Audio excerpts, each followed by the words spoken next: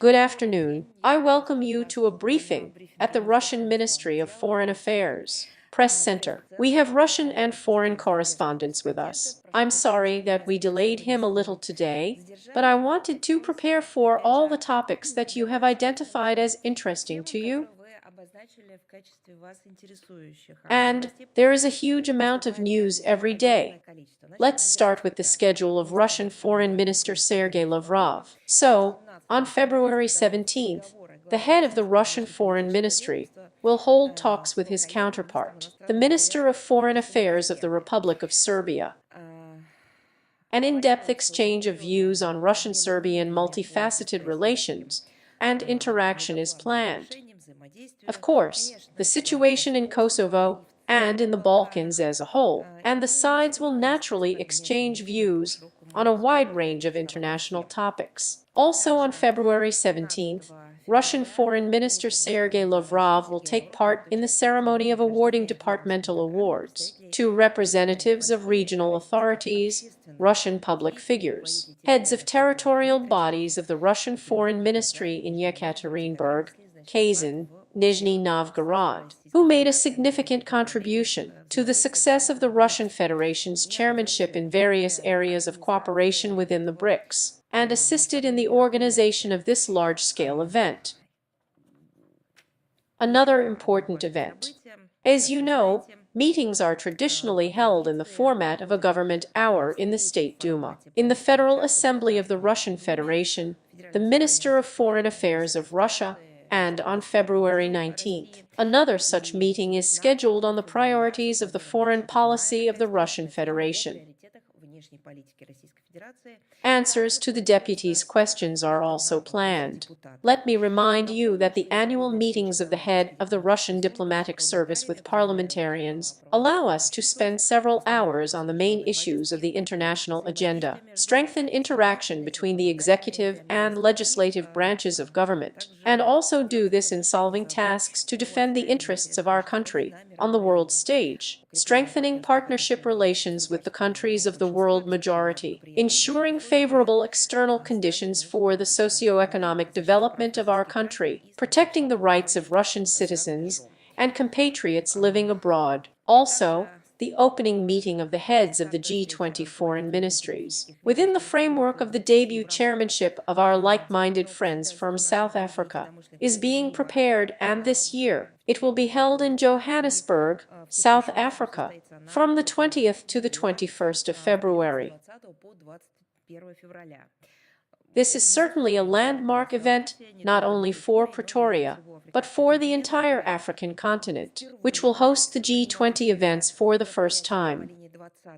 The Russian delegation is going to be headed by the Minister of Foreign Affairs of our country, Sergei Lavrov. It is expected that the majority of the members of this leading economic forum, as well as a wide range of international organizations invited by the state, will be represented at a similar level. The discussion will open with an address by the President of South Africa, who will set a common vector for discussing global challenges and threats. And, of course, special attention is planned to be paid to the international situation, which is being degraded under the influence of the confrontational line of the neoliberal Western elites. Topical issues of the integrity of the effective functioning of the world economic system and the priorities set by South Africans, or priorities designed to stimulate economic growth, reduce inequality and imbalances, and ensure equitable access to financing for the countries of the Global South, will be considered. Such a framework for the consultation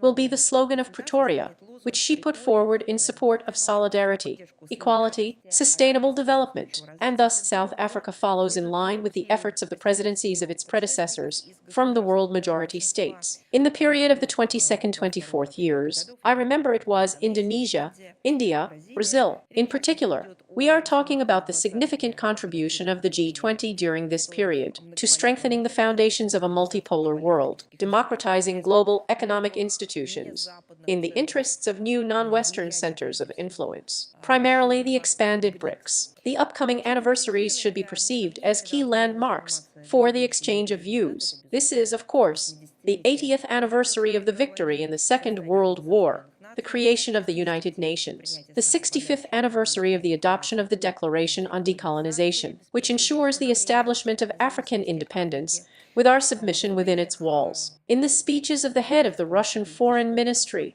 a detailed analysis of the international situation will be given, with an emphasis on the root causes of the critical conflict events that have been observed and are still being observed.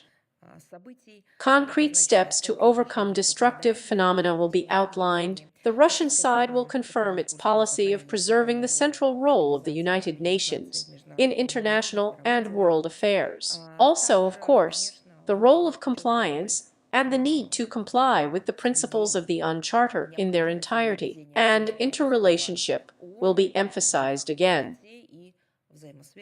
It will also be emphasized that there is no alternative to respectful interstate cooperation, ensuring indivisible equal security for all. It is also supposed to once again call for maintaining the open nature of the world economy, abandoning trade wars, illegitimate, illegal, criminal sanctions, and other manifestations of unfair competition. And, as a matter of fact, some considerable attention will be paid to the problems of those associations that build honest, productive interaction without dictate, without blackmail.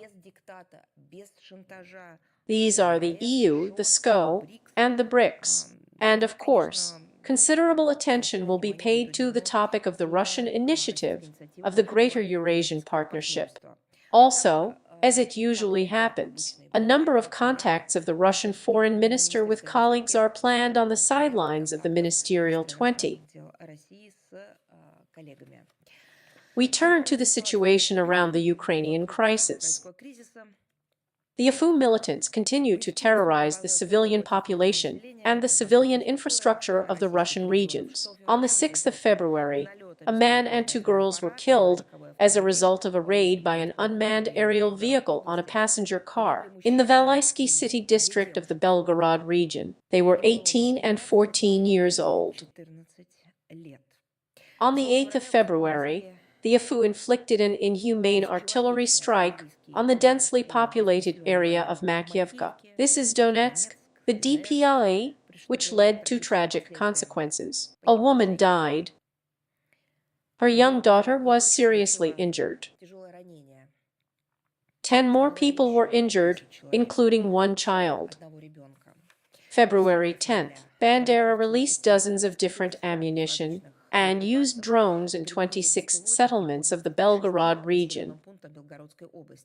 2 men were wounded. Infrastructure facilities and technological equipment were damaged. On the same day, as a result of a deliberate drone attack on the Mikhailovka-Vasilyevka highway in the Zaporozhye region, he was wounded. An elderly couple was injured. They were traveling with a 5-year-old grandson. Thank God, the boy was not injured. A resident of the liberated city of Novogrodovka, which is also the DPIA, told reporters about how the UFO militants cynically used it to check its availability. Just think about it.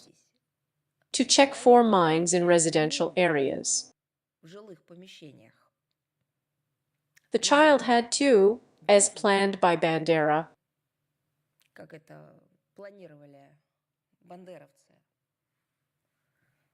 become a live detector of whether it is possible to pass through this territory or it is mined.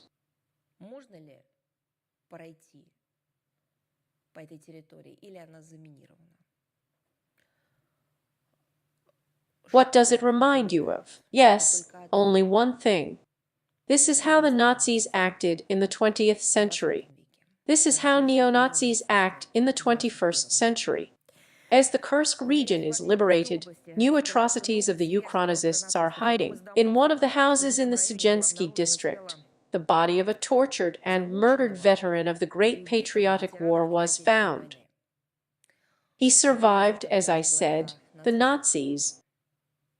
He didn't survive the neo-Nazis. There will be a reckoning for all of this. Absolutely. The testimonies of the soldiers of the 83rd Separate Guards Airborne Assault Brigade, who liberated the village of Nikolaevo Derino in the same Sochi district of the Kursk region at the end of January, were received. Its inhabitants were used by the Ukranazis as human shields. They were deprived of help. They were bullied. As a result, the fiends from the Apu killed almost all the men. Miraculously, only one escaped. He and several other women evacuated by our fighters from this settlement told the details of these terrible crimes. The world thought that the Belarusian village of Katyn was the alarm bell, the very bells that should not allow people to forget about the bottom to which the population of the planet Earth could be dehumanized under these very nationalist Nazi slogans. Может расчеловечиться население планеты Земля под этими самыми националистическими нацистскими лозунгами. But it turned out that this very sound of the alarm, the sound of the Katyn bells, did not reach everyone. The mockery, the atrocities, the crimes that are committed against civilians of the Kursk region by neo-Nazis of the Kiev regime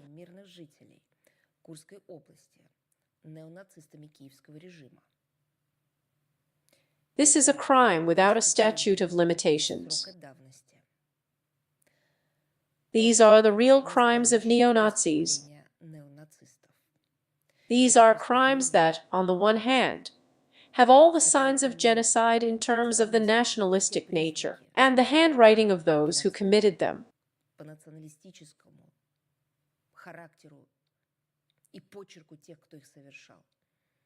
And at the same time, they have all the qualifications that it was committed by people who profess terrorism.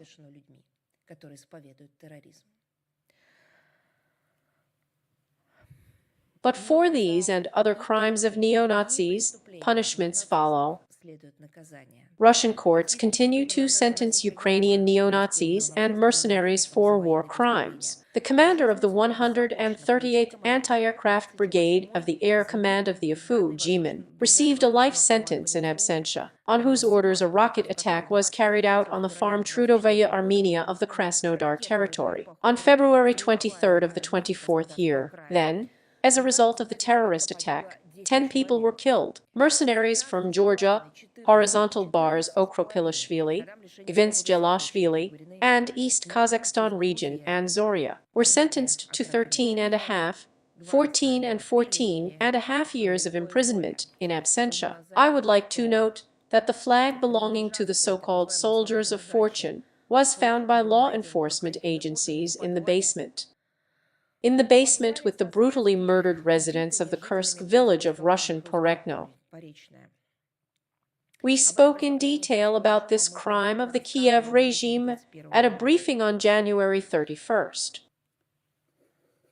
13 years and 9 months and 14 years in prison, respectively, were received by Latvian and Lithuanian. The so-called legionnaires Sigmars Ronis and Albertas Glazauskas did not fight in the battalions of the Carpathian Sich Regiment, named after Kastis Kalinovsky. All the militants have been put on the international wanted list. Russian law enforcement agencies continue to work to bring to justice coronation Nazis and foreign mercenaries for other war crimes. By the way, every time we talk about these very crimes, and every time we talk about the punishments that follow them,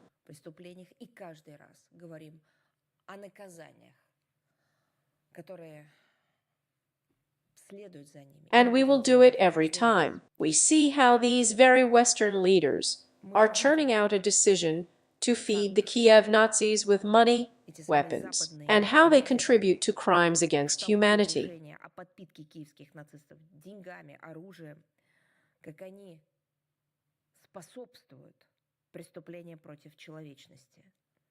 And I cannot escape responsibility for my actions. Look, as a matter of fact, what their responsibility consists of.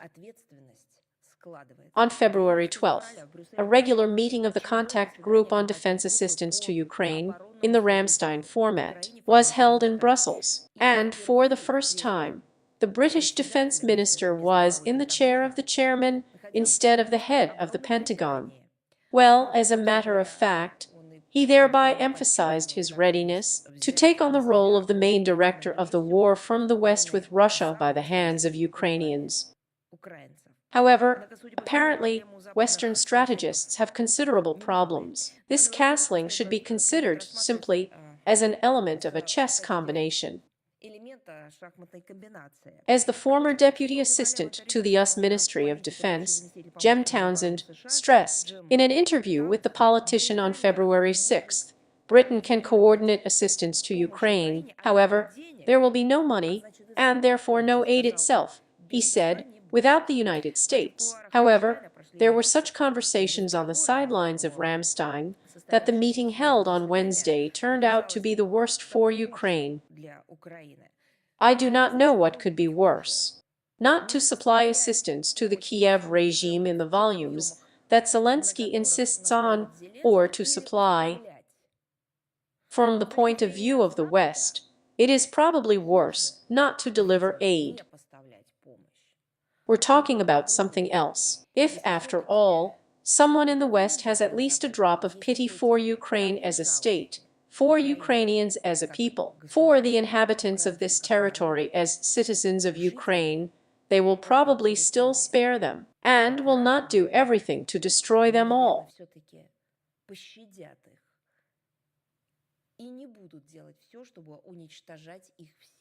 But that's exactly what Zelensky aimed at. Again, with this very Western money.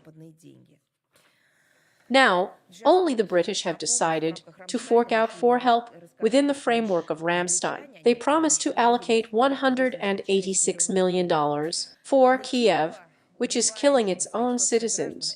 This is, of course, a drop in the bucket, since it spends over $3 billion every month just to hold the front line. Just count it. More than $30 billion a year is what Ukraine would need. How much money could be used to build a factory and factories, schools and hospitals for the citizens of Ukraine? How much could be invested in new technologies, in solving pressing issues? Not even in the field of high-tech, but simply the solution of everyday, urgent, communal problems in Ukraine. How many roads, bridges, airports could be built? But no. Another fate was destined for Ukraine from the point of view of the West. The fate of Ukrainians was ordered differently in the West. In an effort to consolidate London in a new so-called leadership role, Mindel Britannia Lamey, during a visit to Kiev on the 5th of February, well, literally, I don't know, disgraced himself. He tried to demonstrate his erudition, but he agreed to absurd fabrications about allegedly centuries old, and then moved on to thousands of years of history. This is a direct quote, a partnership of the British and, as he said, the ancient Ukrainians. On the Blue Eye, he stated, "Let me remind you that this man is a victim of British education, perhaps of British scientists too, that 1,000 years ago, the British foreign minister said that Kiev princesses married British princes." End quote. I think that professional historians did not believe their eyes or ears. I think they tried to somehow clarify where this fake came from, and then, when they realized that this was a statement, by the way, by the British foreign minister, and soon, it seems to me, the very combination of the head of the Foreign Office, the Minister of Foreign Affairs of the United Kingdom, will sound like a verdict of illiteracy. So professional historians filled in the gaps in the knowledge of the head of British diplomacy and other London fabulists and reminded that 1,000 or thousands of years ago, Ukraine did not exist. There was an old Russian state called Rus, which really had relations with many powers. But these were not ancient Ukrainians. In order to strengthen the international position of ancient Russia, Russian princesses are not princesses, but princesses, although in the foggy Albion, they believe that these are some kind of princesses. So the Russian princesses concluded really dynastic marriages. But the only problem is, maybe someone will tell Lammy that they never married Anglo-Saxons. Although, on the other hand, perhaps Lehm believed that, as he said, the princesses of ancient Ukraine were getting married.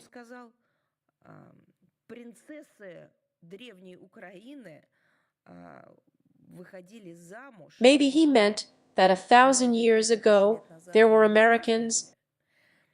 Someone check with him, ask him what he was talking about at all. Here in the annals there is information about the opposite case. In the 11th century, the Russian prince Vladimir Monomakh married an English princess, Gita of Wessex. Who was she? She was the daughter of King Harold II, who was killed by the Normans in the Battle of Casting. It was like this, but what Lemmy was talking about, there was no such thing. We understand, of course, that these very Britons, delirious with imperial ambitions, know how to speak with non-existent phrases.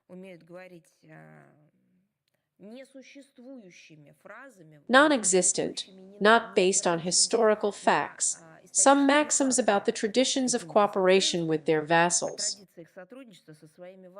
Apparently, they are ready to listen to anything. But behind this pseudo-historical chronicle lies the banality of the day. Just a geopolitical calculation. It consists in encouraging the criminal Zelensky regime to continue fighting against Russia. But you understand, the people in Ukraine, people are so tortured and so fooled by Westerners, by the hands of the Kiev regime, that they may believe it when they are shown. And when they were shown these words of the British foreign minister,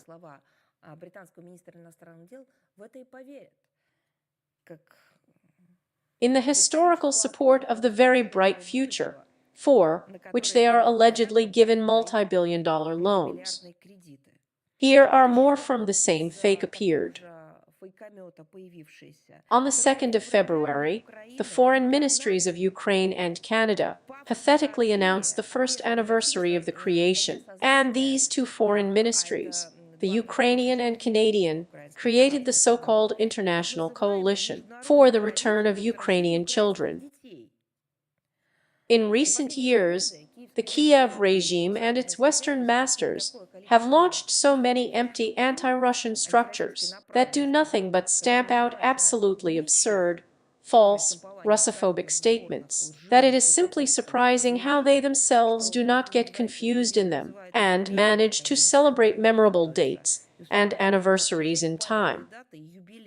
So let's analyze this particular fake, this whole fake construction. This so-called coalition, as its founders claim, contributed to the return of 600 children to Ukraine in the 24th year of 2000. This is what they stated as an alleged fact.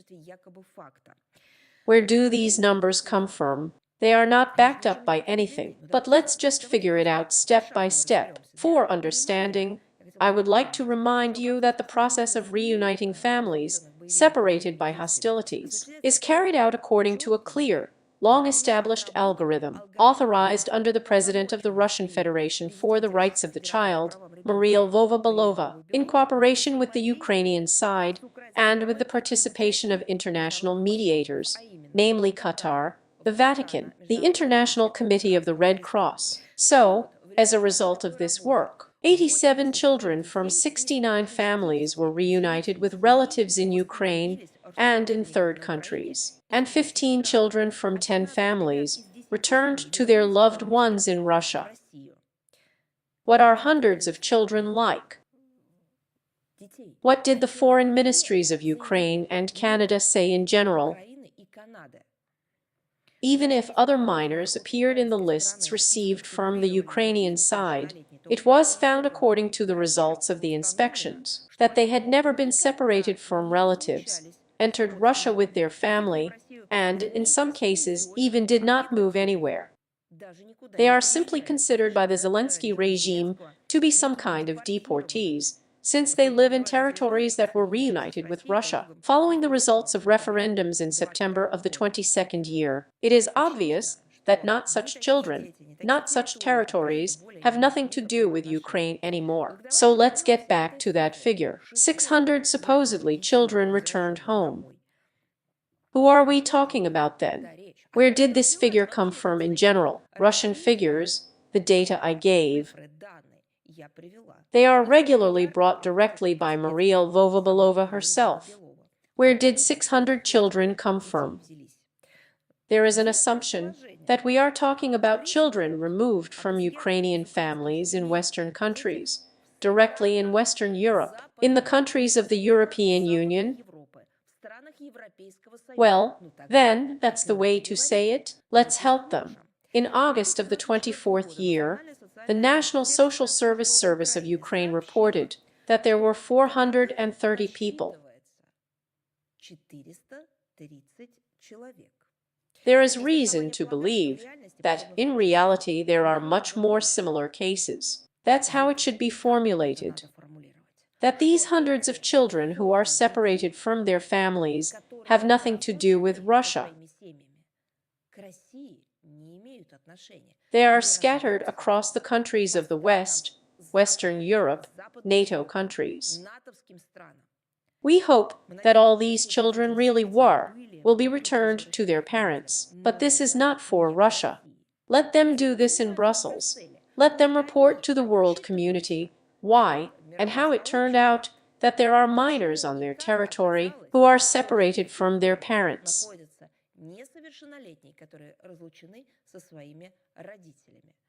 Maybe it makes sense, since the Kiev regime and its Western curators always refer to this very moose. Maybe it makes sense to somehow raise this question about the disappearance or separation of children from their parents there. And what shocked the world, although we have talked about it repeatedly, for many years you have poisoned this structure from the territory of the Russian Federation. Of course, I'm talking about the us now, but the data and the facts that have now been made public have shocked the world community. So let's start with what USAID was doing in Ukraine. There are more and more details about what their so-called mission really was. Let me remind you, this is the agency, as it's stated, of the United States of America for International Development. What does international development do? Humanitarian projects. I do not know. Assistance. Some kind of educational projects. Assistance, I don't know. Maybe to some kind of economic growth. Solving problems related to poverty, hunger, with some kind of sphere or security spheres are possible. I don't know what I was doing in Ukraine, just look at it. This is data from the US State Department. In the period from the 21st to the 24th years, the Ukrainian direction became a priority for USAID. It accounted for 30.5, even more, $30.6 billion. This is 21% of the entire international budget of this organization, of all its international assistance. Let's look at what this amount was formed from. The lion's share of the funds, 24, as much as $0.1 billion, of coordination with the World Bank, was directed to maintaining, as they said, macroeconomic stability. However, with an increased real budget deficit of 40%, about $144 billion, and only about 21% of real needs were covered. Against this background, the effectiveness of aid has raised questions, even from the Kiev regime. Now ask a question. If people allocate this money in Washington, allocated it within the framework of sending it to Ukraine, and at the same time understood that they are not an effective way to solve these very Ukrainian economic problems. Why did they do it? Why they didn't use this money for something really effective? The answer is simple. It's a corruption scheme, but the agency had enough time and energy for other initiatives. With his assistance, the Ukrainian media field was completely cleared of alternative points of view, and there is confirmation of this. According to WikiLeaks, there were more than 6,200 journalists from 700 media outlets in the world of nations. You think about it, 6,200 journalists in the world were fed by this very agency, Bioweapons.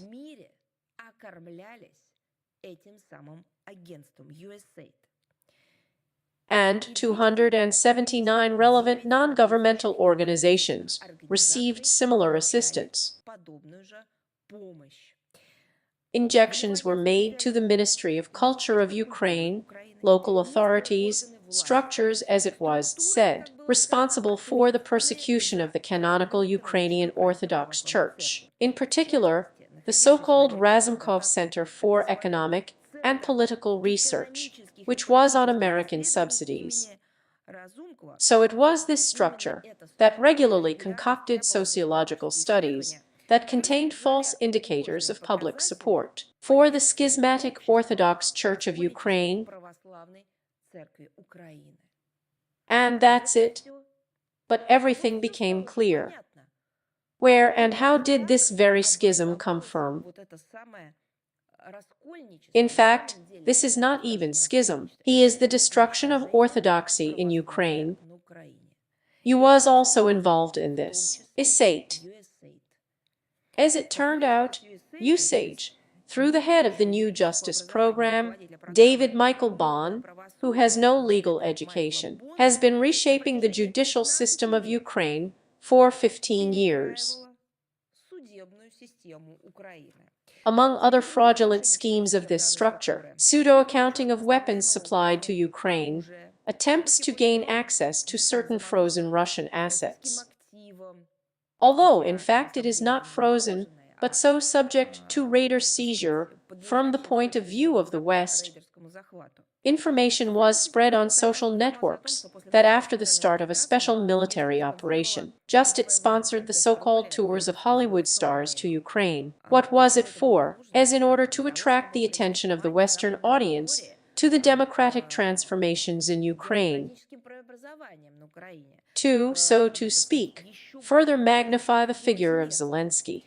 These were paid, remember then, propaganda tours of Angelina Jolie, Rhonda Bloom, Sean Penn, Ben Stiller, Jean-Claude Van Damme got there too. It all cost Washington $38.5 million. How it was presented to us back then.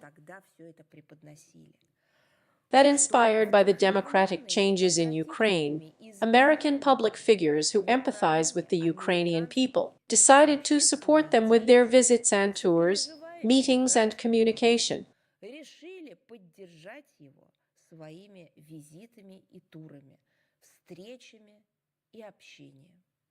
How selflessly they tried to present all this.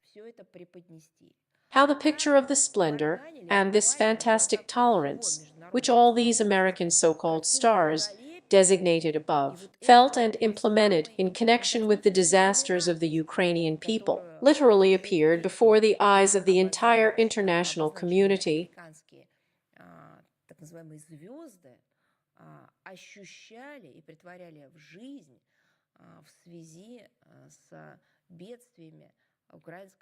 They really didn't see what was really going on. They did not want to know that for many years the Kiev regime, again with Western money, had been fixing lawlessness on the territory of Ukraine, how civilians were killed, how statehood was destroyed, how they went against their own laws, how people were treated on a national basis, how they were not allowed to speak their native language, how they were rewritten my own story. No, they didn't see it all. They saw what they were paid for. USAID paid millions of dollars. You know what those who love for money are called. Те, кто любит за деньги, вы знаете. Well, and the continued supply of financing from the United States.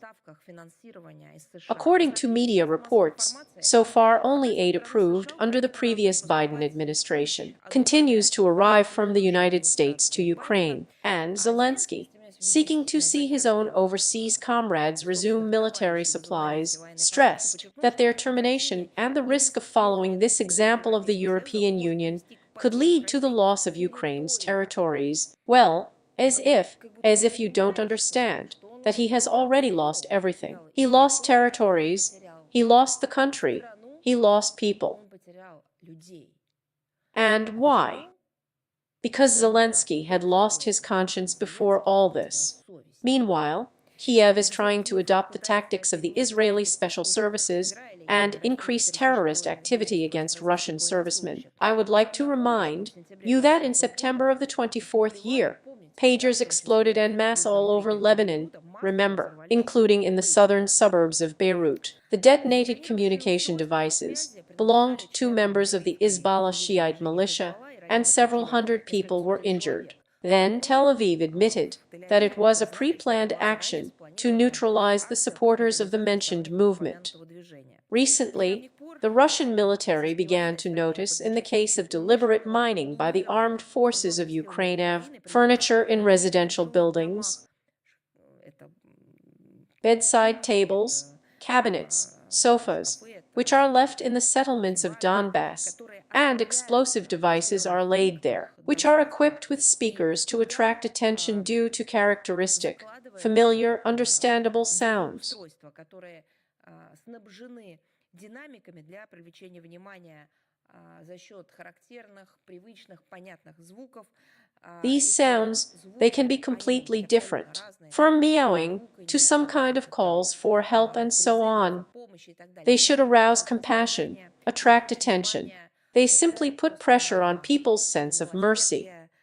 Compassionate people will not pass by the trouble, they will help. But when someone tries to open such an object, whether it's furniture, a closet or I don't know, something from household items, an explosion will occur.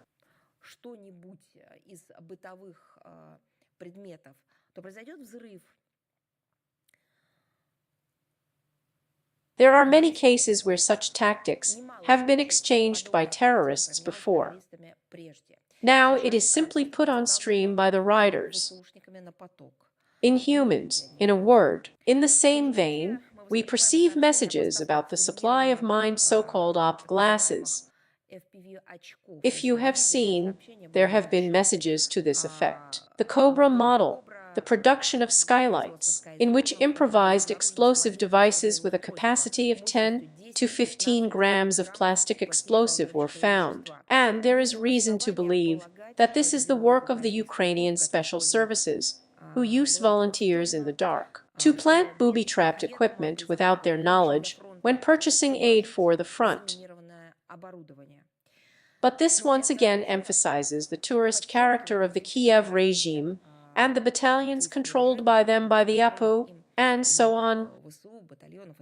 The struggle with monuments in Ukraine continues. On the 5th of February in Kharkov, the Ukrainists demolished a monument to a woman shot here. In February of 1942nd year, she was shot by the Gestapo. Underground worker Galina Nikitina. I drew attention to the cynical pretext for this action. It was explained by the fact that the monument allegedly symbolized, just think about it, a repressive regime that tried to destroy Ukrainian national identity and culture. It is with such false, fake propaganda nonsense that they have always justified their atrocities and outrages. Just the Nazis. They have only one identity: hatred, a false sense of one's own exclusivity, and the destruction of everything that does not fit into this so-called concept. All of these facts listed above and much of what we are going to talk about today. We talk about every day. All this testifies and confirms the relevance of a special military operation to denazify, demilitarize Ukraine, eliminate threats emanating from its territory. All of its goals, as the Russian leadership has repeatedly stated, will be fulfilled. Look at the moral and political support provided by NATO, Western countries, and NATO-centric structures to their Kiev wards. Because when we talk about nation-centricity, we are talking not only about formal membership, but about all those who profess and relay this most destructive logic of the North Atlantic Alliance.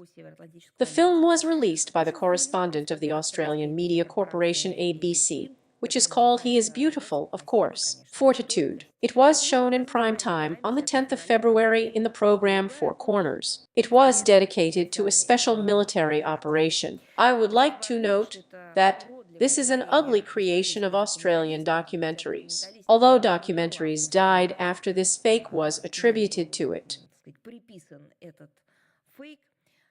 This all testifies to the level or degree of decline of propaganda journalism. ABC correspondent Willis introduced a report from the bunker of the Armed Forces of Ukraine, invited viewers to observe in detail the process of remote killing of a Russian soldier by kamikaze drones.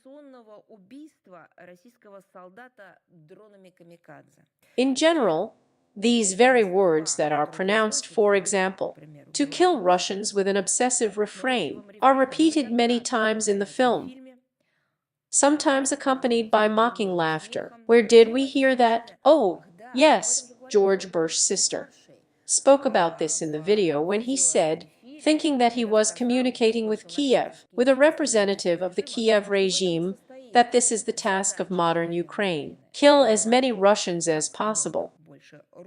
The ABC Corporation is well known for relentlessly, by and large, brainwashing its audience, demonizing Russia, in every possible way obscuring the topic of the responsibility of the West, its Kiev puppets for crimes in Ukraine. And let's call a spade a spade. This media outlet, Australia, openly promotes hatred on a national basis and spreads outright lies. Of course, the biased hostility of the Australian media mainstream is beautiful. This is no different from novelty, but ABC has brought it to the degree of real Russophobia, real Nazism. After all, it would seem that, just a few days ago, the Federal Parliament of Australia adopted a law toughening the punishment for a crime motivated by national hatred. Or what? Is this national hatred also segregated? There are nationalities against which it is impossible to feel hatred and relay it, and there are, from the point of view of the Australian officialdom, nationalities that may even have to feel hatred towards themselves. At least with respect to our people, we see how the Australian media propagandize this hatred.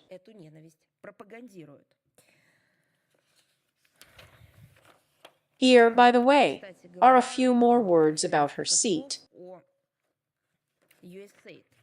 This is, of course, a fantastic story. It seems to me that books will be written and some selections will simply be made, and maybe even documentary films will be released. Not only selections of reports, but some full-length films will be created on the topic of how for years this very structure of its American seat has been fooling people's heads and buying up people for money, who became conduits of disinformation, lies, and, well, obviously they committed crimes against conscience. Людей, которые становились проводниками дезинформации, лжи и, очевидно, совершали преступления именно против совести. This is what we have just talked about, how USA in Ukraine was engaged in propaganda, redeemed people, journalists, transferred money to the media, non-governmental organizations, government structures, carried out judicial reforms.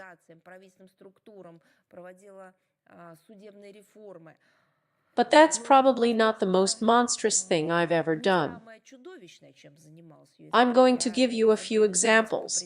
In my opinion, even standing apart in terms of the degree of, well, some kind of criminal nightmare.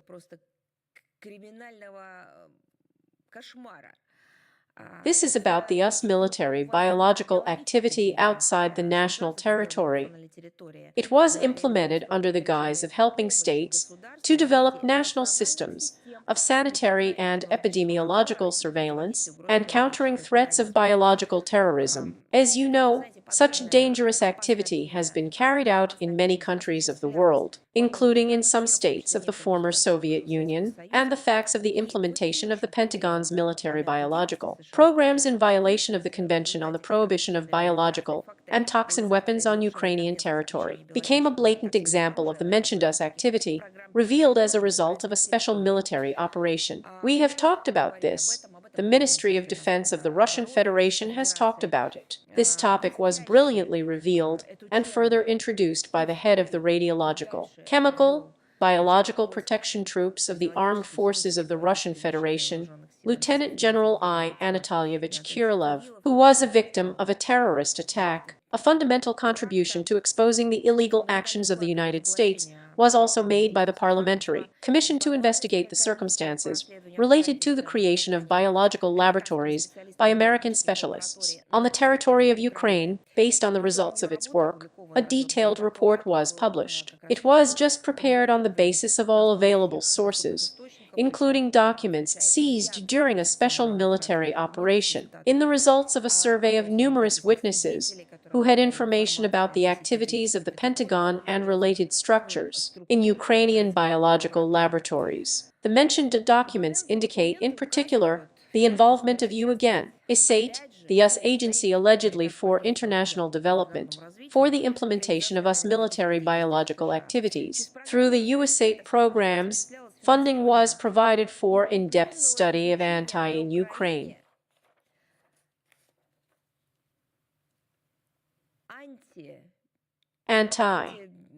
Antiburyzient, IDS antibiotic-resistant forms of tuberculosis.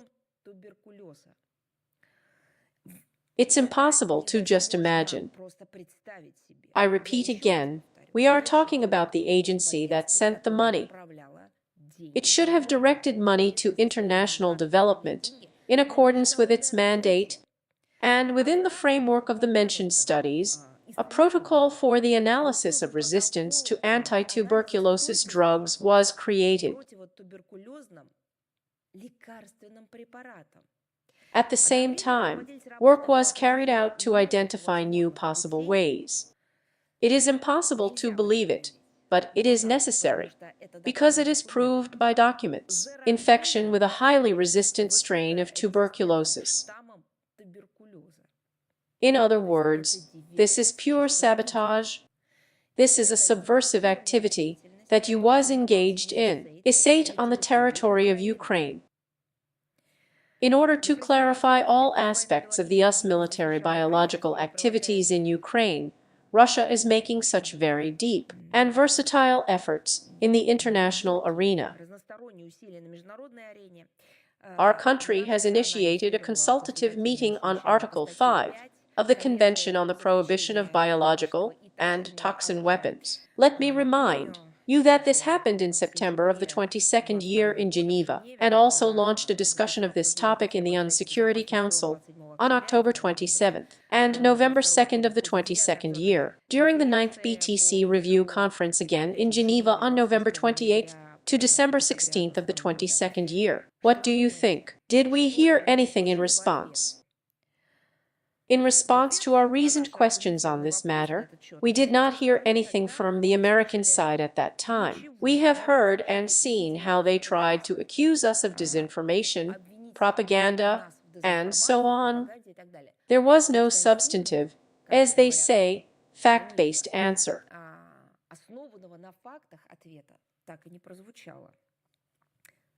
What is it today? Today, the authorities of the United States of America themselves recognize that Russian statements about the danger of US military biological activities deployed turned out to be absolutely true. A recent comment that came from Washington and the involvement of the US in financing the development of biological weapons only confirms the validity of our claims in connection with American military biological activity in the immediate vicinity of the territory of our country. We hope that this information will allow us to obtain from the United States of America, and I remind you, they are one of the depositaries of the Convention on the Prohibition of Biological and Toxin Weapons. It will also allow us to resolve the current unpleasant situation and ensure Washington's compliance with the circumstances stipulated by this convention. The fact that American officials, American politicians, and American public figures are hiding now terrifies, first of all, the American people. Yes, this is the moment of truth. This is the truth that Americans are finally learning about themselves. What ultra-liberal regimes dragged them into? Under what were American taxes collected? Where did the money go? What destruction and monstrous mockery of their own American principles and slogans was realized under the talk of human rights, a kind of new normality, tolerance, and democracy?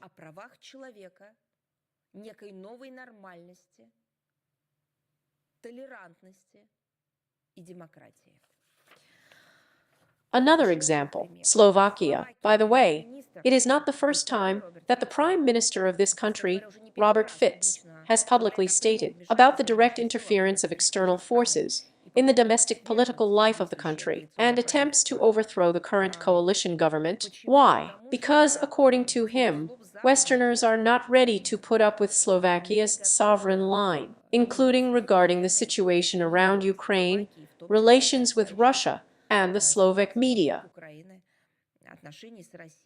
We know that Robert Fitz's statements are based on data from local intelligence agencies here in Bratislava, seriously concerned about the degree of foreign penetration and influence on internal processes in the country, which was carried out, guess through which structures? That's right, through her seat. In the 2018 year of Ms. Slovakia, the agency signed a memorandum of understanding. In 2022 year, the validity of the document was extended for a new 3-year period. Robert Fitz has published an open letter in this regard. He addressed it to the new American administration, in which he welcomed the decision to terminate the activities of the agency, whose resources, among other things, direct quote, were used for political interests in Slovakia in order to distort the political system and support certain political parties. Subsidies, grants worth several $million, according to the Slovak Prime Minister, were provided by non-governmental organizations and the media, individual journalists who work in Slovakia, not on the principle of equal access to them, but only on the principle of political conjuncture and selectivity segregation. Slovak law enforcement agencies are currently dealing with this issue, and as it turns out, the former Slovak government directly provided financial support to Georgian non-governmental organizations. It is possible, Rostislav suggests, that it was the funds aimed at implementing the so-called humanitarian projects of the JUS that were used in organizing the recent mass anti-government riots that swept through Slovakia. But that's not all. Apparently it will be some kind of special heading in our briefings. A new USAID. Here's a look at what happened in Albania.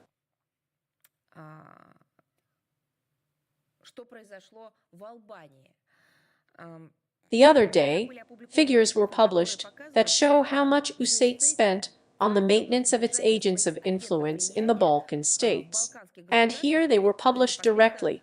I emphasize once again, these are not some Russian hackers invented. These are not some materials anonymously thrown in. These are the official figures which were published in the official way. That's for Albania. In the last 4 years alone, almost $200 million have been spent on creating a rub-in about the American stratum in state and public structures. The relevant data were made public by whom? By Richard Krenel. This is the US Special Envoy for the Organization of the Work of Diplomatic Institutions. Almost $2 billion were spent on the region alone, on the Western Balkans alone. Once again, these data are published by Richard Grinnell, the same one who was the American ambassador to Germany. Hideous corruption schemes are hiding, in which Albania was considered by the American agency, simply as such, a transshipment point, so a laundering harbor for the huge sums that were pumped through.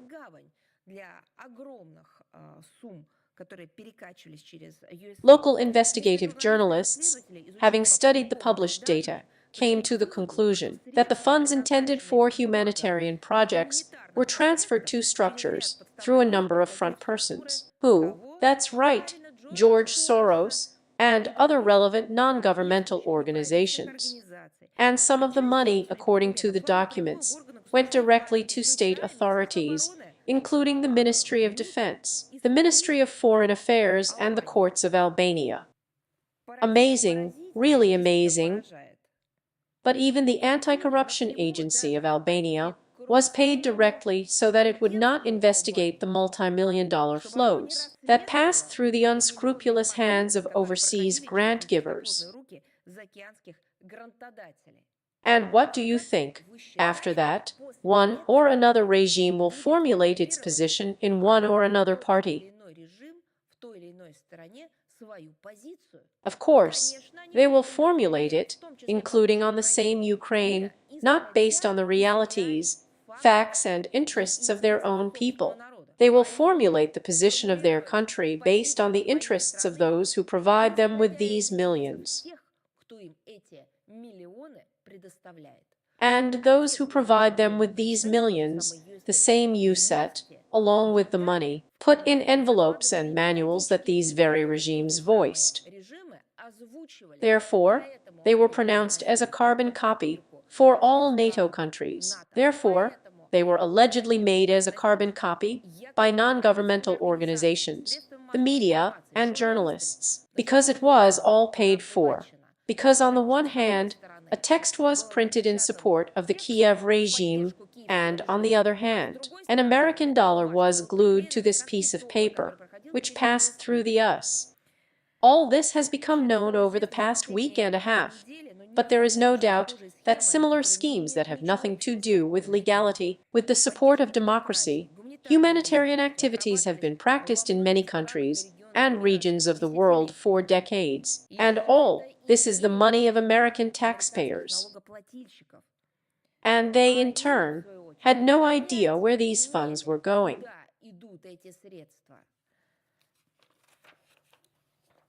Here's a look at how military pensioners are mocked in the Baltic states. We have repeatedly returned to this topic. It is covered by the media. We continue to make active efforts to unblock the crisis situation created by the Western financial community and the authorities of the Baltic countries, with the payment of military pensions in Latvia, Lithuania, and Estonia. The principal position of our country on this issue has been brought to the foreign ministries of the Baltic states, including during conversations with the chargé d'affaires of Latvia, Lithuania, and Estonia in Moscow. The relevant notes were handed over, which confirmed Russia's commitment to international obligations under the intergovernmental agreements of 1993, 1994, with Willis Riga Tallinn on social guarantees and protection of military pensioners of the Russian Federation permanently residing in the Baltic states. I would like to emphasize that the entire blame for the artificially created crisis with the payment of military pensions lies entirely with Western financial institutions, in particular, the Light of the Bank, which refuses to accept payments from Russian credit and financial institutions that have fallen under illegal sanctions. We are seeking immediate action from the official authorities of Latvia, Lithuania, and Estonia to resolve this acute problem. Russian diplomatic missions in the 3 Baltic countries hold meetings with military pensioners, explain to them the true reasons for the temporary difficulties with financing the monetary payments due to them. We will continue to do everything possible to resolve the problems with the transfer of military pensions as soon as possible. Here are some more everyday Russophobia. You are in this field. The president of Italy, Mattarella, was noted.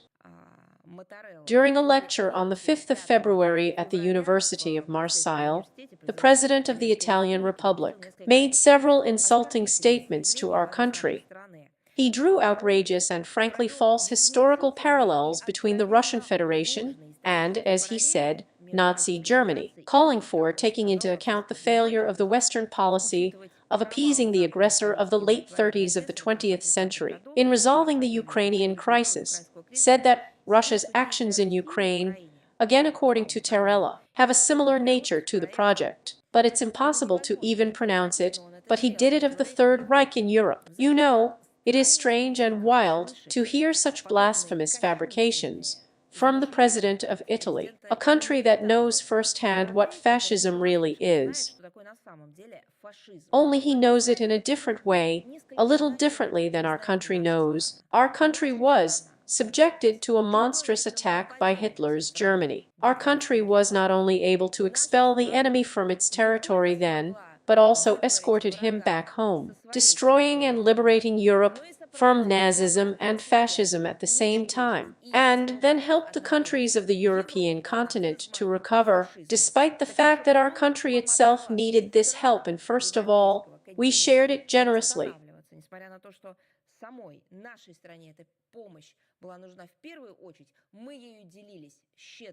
But the fascist regime of Mussolini was a staunch ally of Nazi Germany under the Steel Anti-Comintern and Berlin Pacts.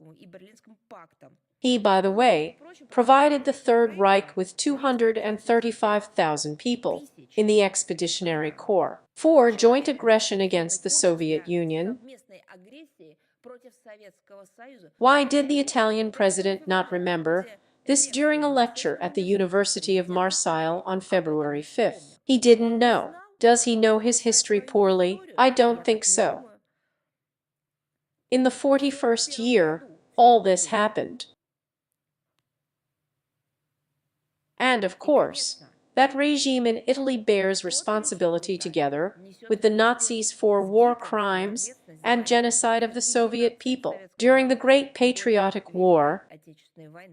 The Italian president should also think about the fact that today Italy, together with other NATO countries, is pumping up the terrorist Kiev neo-Nazi regime in Ukraine with modern deadly weapons and unconditionally supports the criminal regime in all its crimes in this way.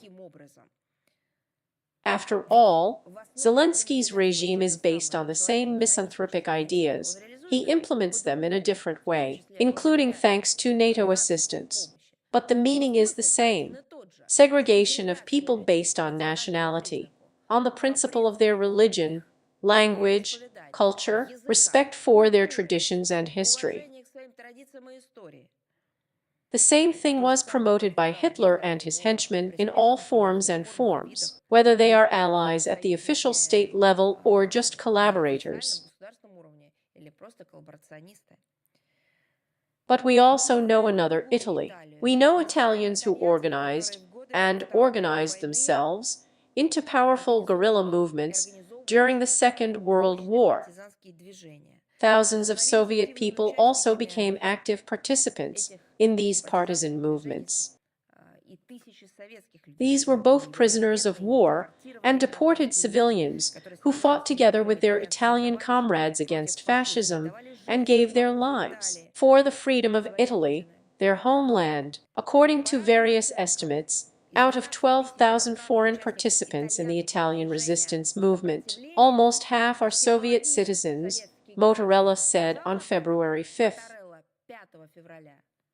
Of these, 13 heroes were awarded Italian state awards. It is a shame not to know the history of his country, Italy, to the President of the Italian Republic. Motarella's statements offend not only their memory, but also the memory of all Italian anti-fascists. Their descendants are both in Russia and in Italy, and everyone who knows history. And these inappropriate and unacceptable criminal analogies are unacceptable. But I know that not everyone in Italy, to put it mildly, does not share such odious assessments. On February 4th, the Fifth International Conference entitled Peoples of the USSR and European Countries in the Fight Against Nazifascism During the Second World War was held in Ryazan by the city administration together with the General Consulate of Russia in Genoa. The participation was attended by Italian representatives who really know history, not just appreciate it, but they are ready to defend the historical truth about those events. Both in Russia and in Italy, the memory of Soviet Italian partisan heroes who gave their lives in the fight against Nazism, fascism, and all these crimes of the 20th century is carefully honored. But you see, Russophobia is just a real pandemic of the modern world. We regularly talk about the cooperation of the Russian Foreign Ministry with patriotic structures, in particular with the Russian Military Historical Society, and recently the presentation of the Black Book edition took place, A Brief History of Swedish and Finnish Russophobia. This is the fourth collection. It was prepared by the Russian Military Historical Society and is dedicated to the history of Russophobia in Finland and Sweden, from the Middle Ages to the present. It is a continuation of the series of exhibitions of the Russian Military Historical Society. These exhibitions were shown in the 23rd and 24th years at the Finnish, Swedish embassy. You know, I'll be honest, it's much nicer.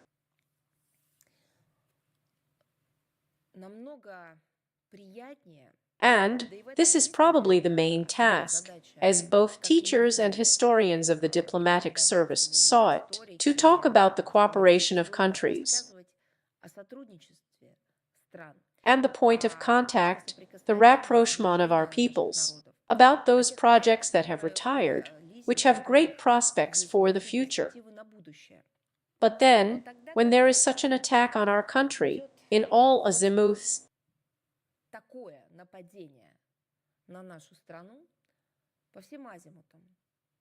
from terrorist attacks to attempts to crush our history, to rewrite us, in principle, to cancel. We will also talk about how we counteract this.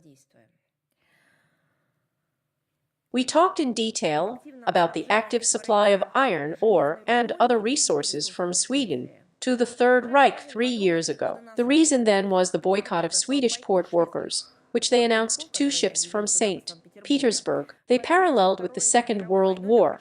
They just asked for themselves. Now, including thanks to the book, which was published by the Russian Military Historical Society and posted on our website in the Historical Materials section, readers can learn about what preceded, what were the roots of this Russophobia, what the Stockholm elite pushed, at least until the 44th year of the 20th century. The so-called neutrality is benevolent for Hitler, and the leadership of Helsinki has repeatedly tried to implement the idea of building a Sursami. Remember, in Great Finland, pushing the borders of your state to the east, we are sure that for many it will be a real revelation, and perhaps even a shock. The facts about the war crimes of the Finnish army and administration in the occupied Soviet territories, targeted acts of genocide were carried out against peoples unrelated to the Finns.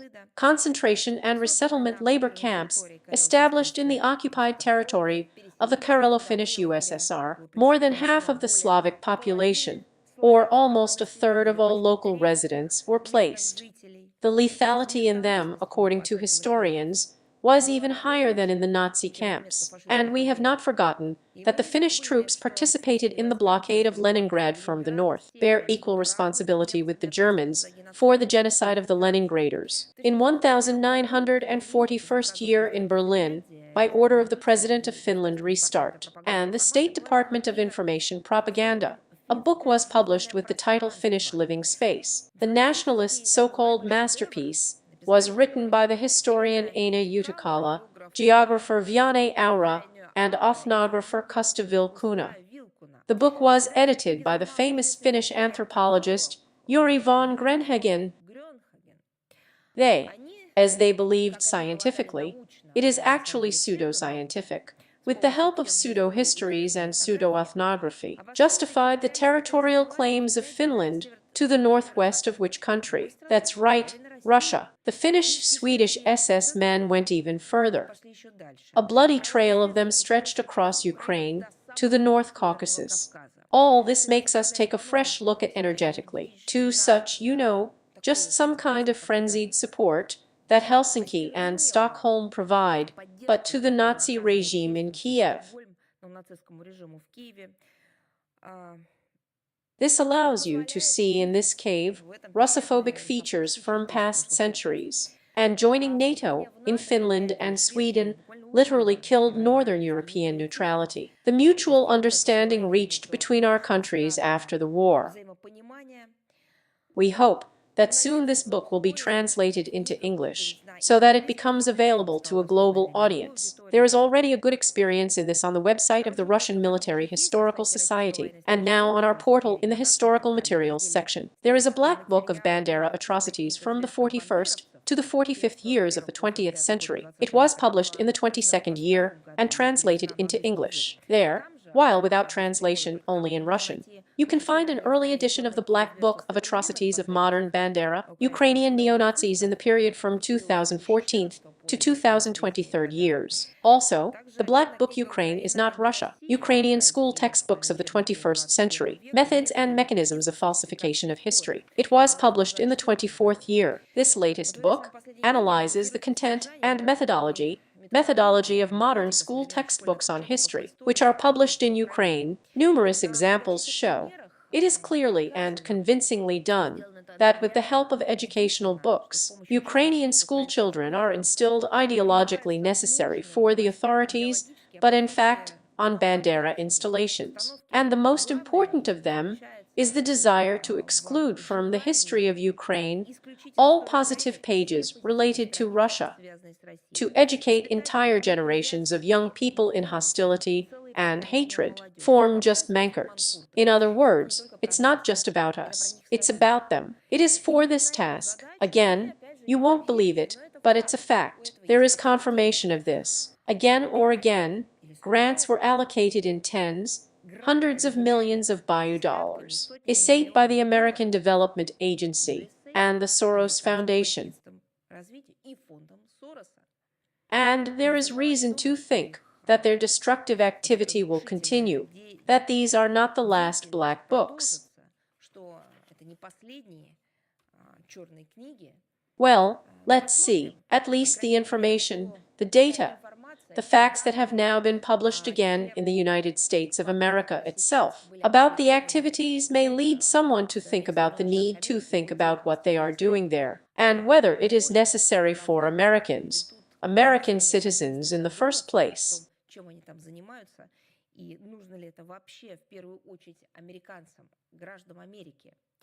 Another important historical topic, February 13, 1945. Then, there was one of the most monstrous episodes of the Second World War in its cruelty. It would seem that no one, but not Russia, can say that there may be something more cruel than what happened on the territory of our country.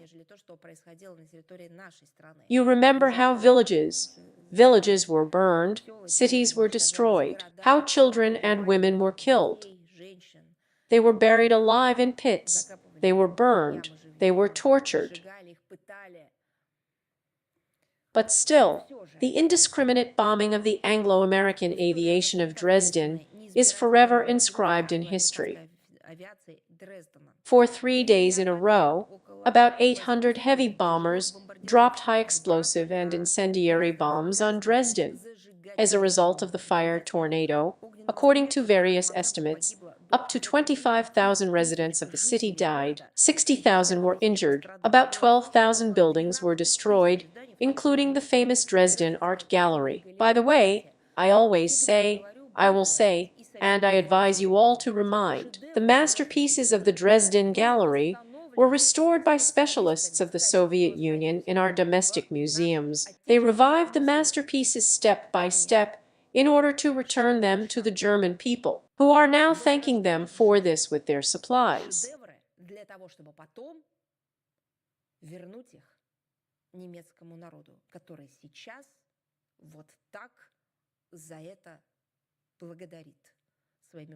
Of course, not the Germans. Of course, those who are the conductors of ultraliberalism do it for them.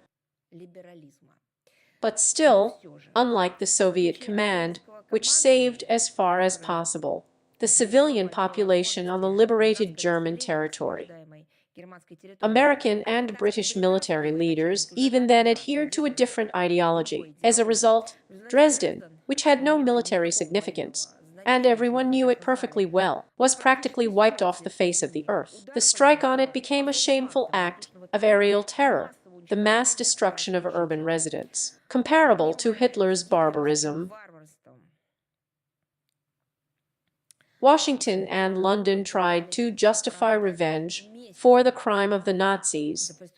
However, according to many authoritative historians, the true purpose of the Anglo-Saxon raid was to show the approaching Soviet troops who was the boss in the sky and intimidate the leadership of the Soviet Union. Our so-called allies were already hatching plans to confront the Soviet Union. The same logic 6 months later led to the resolution of Tokyo first, and later, with the use of nuclear weapons of Hiroshima and Nagasaki. And in our time, NATO members are not considered victims among the civilian population. Yes, remember the same Yugoslavia, Iraq, Libya, Syria, remember in the end, and now Ukraine itself, which has become a victim of NATO's destructive mentality again. Donbas, Novorossiya, their population was destroyed, and is being destroyed by Western weapons, with the financial and military complicity of the West. In the modern historiography of Germany, they prefer to literally emasculate the tragic events of February 1945 year. They are simply shamefully silent, of course, for political, opportunistic reasons, whose planes and on whose orders bombed Dresden. And we will remind the historical truth, no matter how anyone tries to hide and rewrite it is impossible. Well, and another date. The city of Budapest was liberated from the fascist invaders on February 30th, 1945 year, as a result of the Budapest Strategic Offensive Operation. 80 years ago, according to the ferocity and duration of street battles, they lasted 108 days and nights. The battle for the liberation of the Hungarian capital went down in the history of the Great Patriotic War as one of the most difficult operations of the Soviet troops. The Second Ukrainian Front was involved in it, part of the forces of the Third Ukrainian Front, together with the Danube military flotilla. Detachments formed from the Hungarian military fought on the side of the Red Army, the Buda Volunteer Regiment, a railway construction detachment. The city was held by Hitler's troops, numbering up to 188,000 people. On October 28, 1944, the order was given to begin the operation, and in less than a month, the Red Army crossed the Danube and surrounded Budapest. The command of the fronts, wishing to avoid unnecessary losses and protect the city from destruction, on December 29, 1944, offered its garrison to surrender. However, Soviet parliamentarians were viciously killed. The group of Ilya Afanasievich Ostapenko, who conveyed the demands of surrender to the Buda, was subjected to mortar fire on the car of Captain Nikolai Mikhailovich Stepanovich Stentz. He was heading under a white flag with a similar demand and ultimatum. In Pest, she was shot with a machine gun. The leadership of the Third Reich concentrated large forces in the city and made active attempts to break the blockade, hoping to preserve its last ally on the European continent.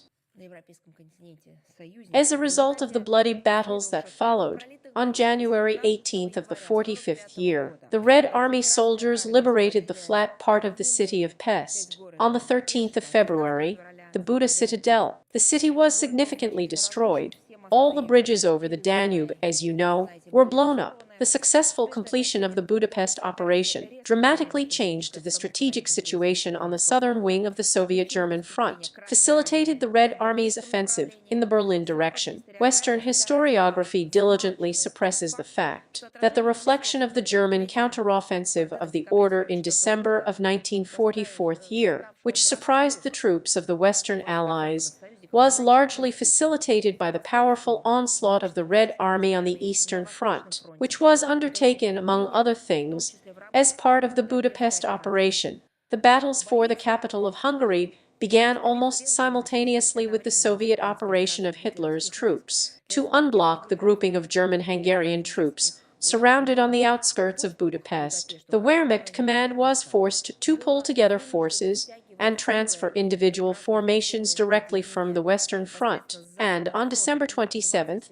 1944th, an order was given for the urgent redeployment to the east of the four most combat-ready divisions, and since January 5th, 45th, more than 400 combat aircraft. And this was exactly at the moment when the Nazis particularly needed reserves for the development of the offensive in the Ardennes, which finally choked with the beginning of a large-scale Vistula-Oder operation of the Soviet troops.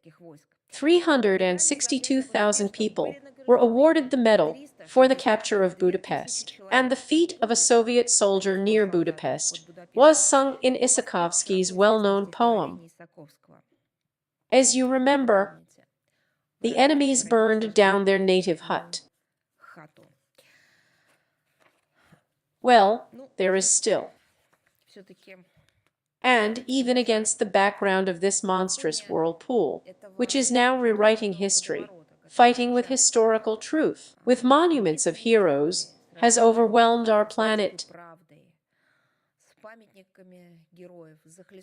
But there is also good news. On the 10th of February, the professional holiday of Russian diplomats, as you remember, is the Day of the Diplomatic Worker. The heads of the MPC Primate of Russia announced the fourth open creative competition of the architecture of diplomacy. And there are changes. Although the competition has been held for several years, but for the first time, it will be held in an international format. Young artists from 12 to 35 years old from all over the world are invited to participate. Professionals, amateurs, students of colleges, creative courses and schools. Everyone is invited. The theme of this year's contest is diplomacy through the ages. The participants will have to use picturesque ways and means to have their own vision of the activities of the foreign ministry, and especially for the participants and all those interested in the history of diplomacy. A series of online meetings with the teaching staff of the Diplomatic Academy of the Russian Foreign Ministry will be held in March. We will inform you about the topics in their schedule. Additionally, in the year of the celebration of the 80th anniversary of victory in the Great Patriotic War, the use of creative search as sources is welcomed.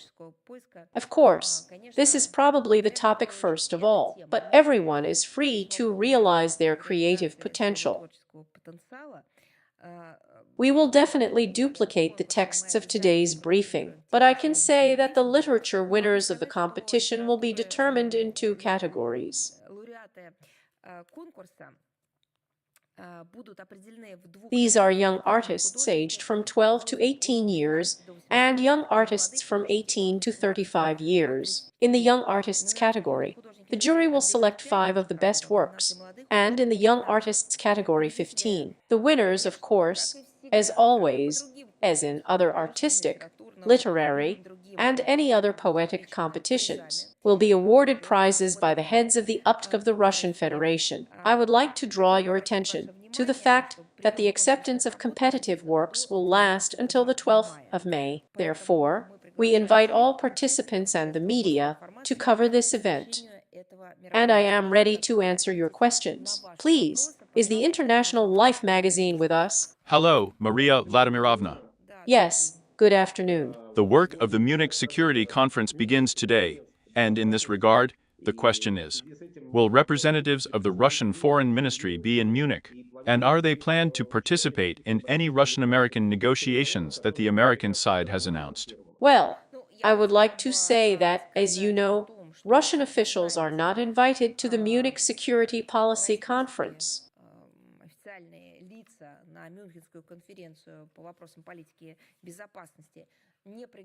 This decision was made several years ago. This is a politicized decision. This is a strange decision. Accordingly, there will be no representatives of the Ministry of Foreign Affairs, as well as other official Russian structures, bodies. I can tell you that for sure. I will repeat once again and remind you that in this and in other years after the start of the special military operation, Russia did not receive an invitation to this event. Россия не получала приглашение на это событие. They are betting on the Kiev regime, obviously, and not on security policy. As a matter of fact, in my opinion, this is, in general, a colossal mistake of the format itself, which is due to scientific or science.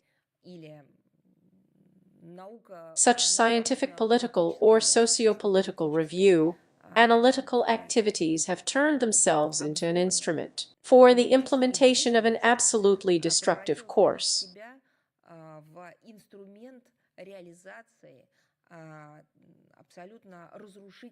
Destructive, first of all, for the security of Europe. Here is a fantastic story, but just about a snake that not only bit itself by the tail, but began to absorb itself.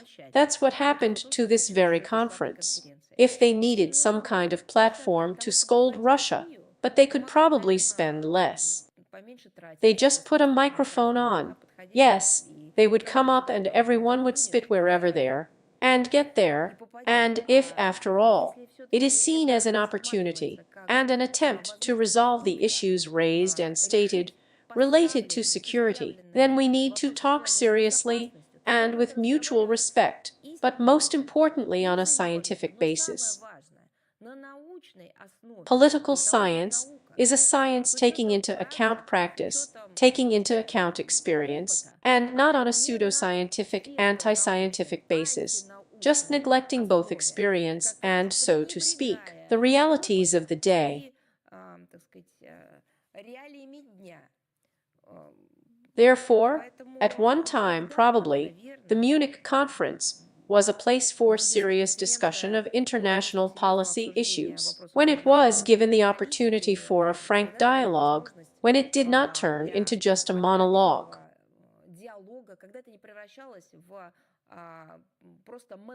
When it did not turn into, and was not a place of harassment, but still had the opportunity to discuss pressing problems, to talk about the problems of the European continent, its security frankly, openly, sincerely. And the most important thing is just to give the facts, and not to read out those manuals that the delegations of Western countries received from one center in Brussels, simply painted according to roles. Therefore, of course, another mistake of this format is simply a conscious line of rejection of multipolarity, and not discussing this topic at all. All these years the anthem has only been sung to the rules-based world order, without even thinking about what consequences it will lead to.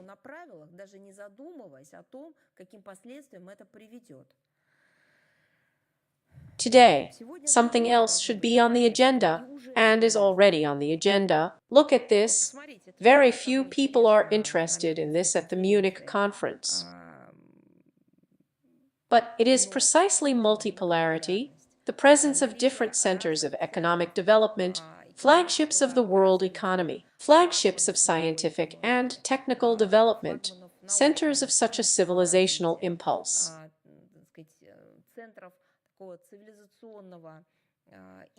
That's what needs to be discussed. Otherwise, once again, how is it so to speak, to substitute a chair, a stool for Zelensky, so that he once again recites something like that there?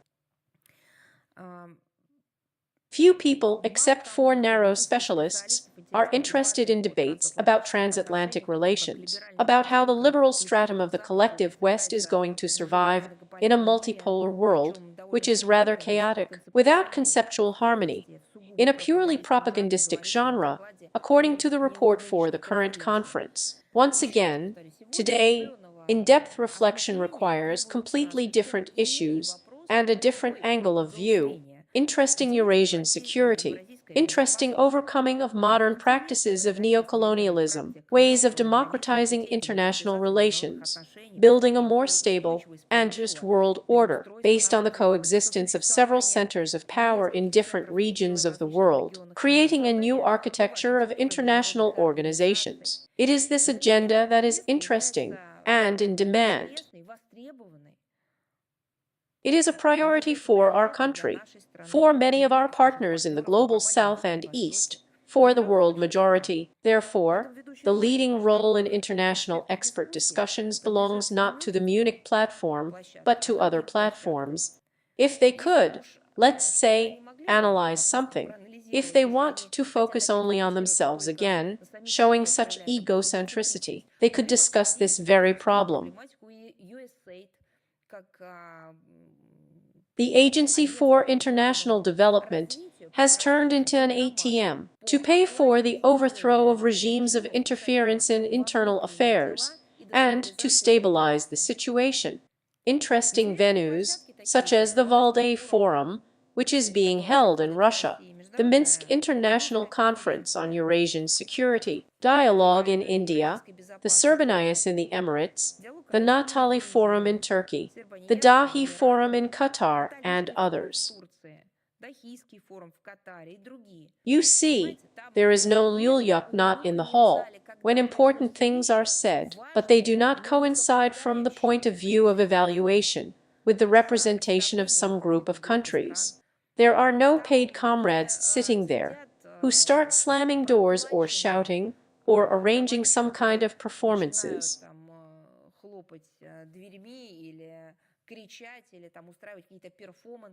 Then, when speakers come to the stands or on stage, who offer to be closer to the real agenda and to real events,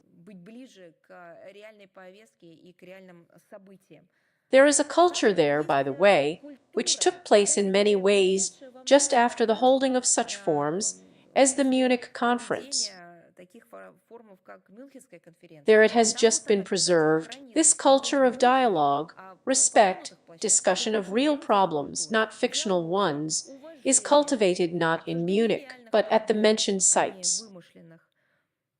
Therefore, these are, so to speak, really political science platforms. Thank you very much. You just said that the Munich conference is being used, in particular, to put up Zelensky's stool. Maybe he told something there. Apparently, he took advantage of this, because he began his visit to Munich by presenting the new crimes of the Russians to the world. I am referring to the alleged drone strike on the Chernobyl nuclear power plant. Well, we remember everything perfectly, and the butch, and all sorts of other dramatizations. In your opinion, have they now decided to pull off another similar trick? There is no doubt that Zelensky would not have come to the Munich conference empty-handed. The hands of the Kiev regime, well, not only are they covered in blood, they should always be busy with some kind of rattles, with which they distract the attention of participants of international conferences. The Munich conference remembers a lot of such rattles. Poroshenko went with them, against whom Zelensky is now taking some measures, sanctions and so on. To remind you what Poroshenko went with, but come on, it's so to speak, it's etched into memory. Then he went with a piece of either a bus or a trolleybus, remember. Then he went with a fan of passports. Zelensky is driving now, only he doesn't drive with artifacts anymore. He has, so to speak, I would say raised the stakes, but in fact, I would say that he has still broken through the bottom. He now travels with performances, which are backed up by provocations. Let me remind you, here let's all use the materials of news agencies to help us. Last year, before Munich, before the Munich conference, there was a provocation in the form of a strike on a children's hospital in Kiev. Remember, right? And it was this provocation that he brought as a drinking story for his next begging for help and money. This time, and we have said this repeatedly, that the Kiev regime will carry out attacks on nuclear facilities because it considers civilian nuclear infrastructure as just dirty nuclear weapons and professes nuclear terrorism. This time it is.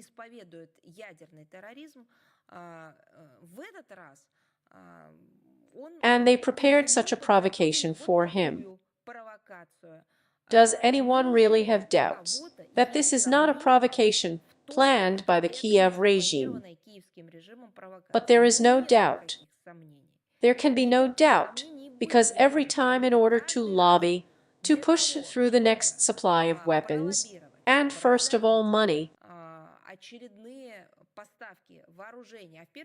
everything revolves around the money of the Kiev regime with its Western masters. In order to sell all this, push through, and publicly attract attention to it, that is, to attract the attention of the world community and convince it, and to enable the media from the West to also hold all these information companies and events. For this we need some kind of artifact that used to be, and now a performance, terrible, bloody. The most terrible thing is that it is very dangerous, but is there anything the Kiev regime stops from carrying out such terrorist acts? They are carried out constantly, regularly. Remember how now the arrival of the EIS staff at a certain stage at the Zaporozhye nuclear power plant was almost disrupted. For what? Again, in order to apply Kiev on it. This was the task of the Kiev regime, and, so to speak, to develop this topic in a practical plane. It's all clear, obviously. Therefore, we constantly draw attention to this topic. We cite facts. We understand that, unfortunately, as long as the Kiev regime has the appropriate weapons, they will use the nuclear topic, the topic of nuclear facilities, nuclear power plants, as an instrument of blackmail of the world community.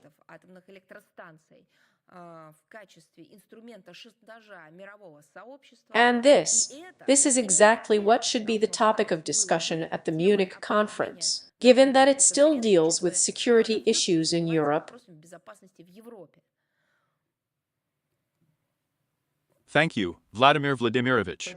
One more question, if I may, from another region of the world. Since the 7th of February, events have been held in Tokyo on the occasion of the so-called Northern Territories Day, as the Kuril Islands are called in Japan. How would you comment on these events? Well, it seems to me that there is nothing new in what happened on the 7th of February. I understand that you are talking about this event, but we did not see it. Once again, we watched all the same ritual boring and stupid speeches of representatives of the Japanese authorities, as they call it, at a national rally. Of course, there was also a car show. Those who have not seen it live do not understand what it is about. I saw it. It's, you know, like from a horror movie, when some megaphones, some speakers, some flags are screwed to some old trucks and buses, painted in some strange colors. And all this is broadcasting some slogans at an insane, so to speak, volume level around the clock.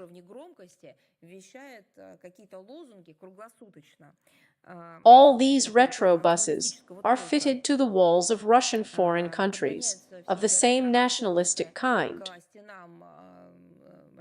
Institutions. As a means of psychological pressure, this broadcast goes on from morning to night. And you know me the most, I saw it all myself. We watched all these shows during our visits to Tokyo. Do you know what surprises me? It surprises me that they can't limit the direction of sound only, so to speak, to the address of Russian diplomats. The sound spreads to the whole neighborhood, and the first ones who are victims are not Russian diplomats. They are residents of the surrounding houses, they are employees of the surrounding offices, they are just passers-by or people who are in the immediate vicinity, who definitely can't go anywhere, can't leave.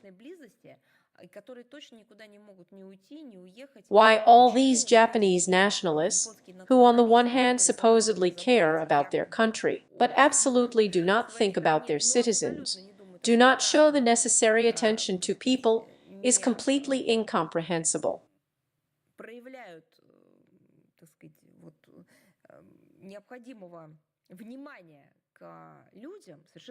But I understand that this is already some kind of tradition. I don't just assume.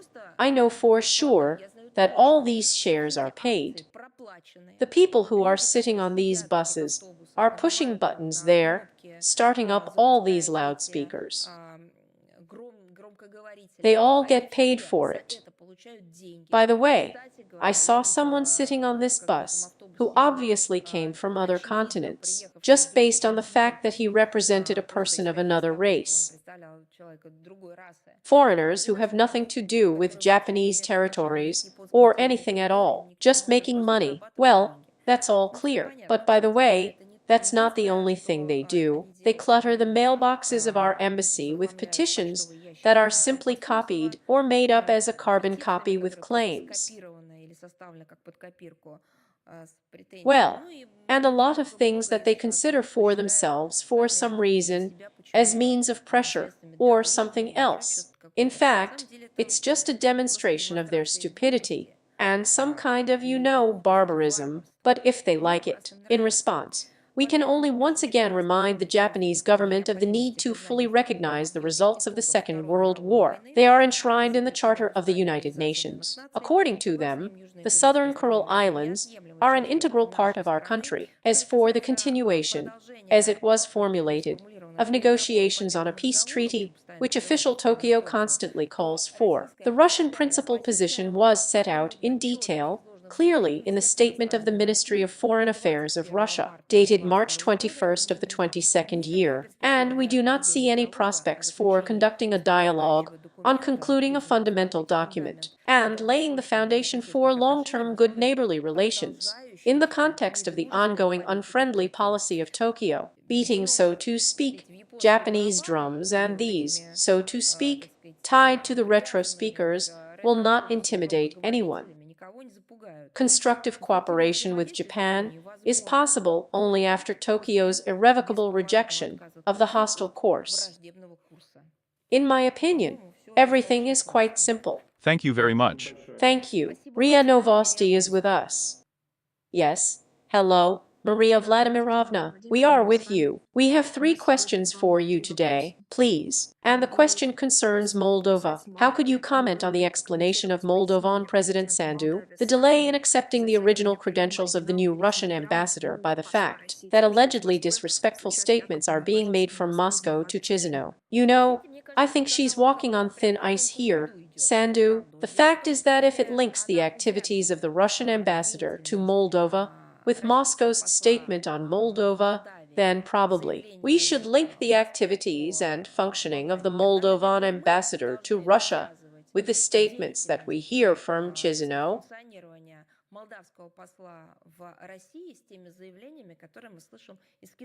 If she wants parity, we have it, please.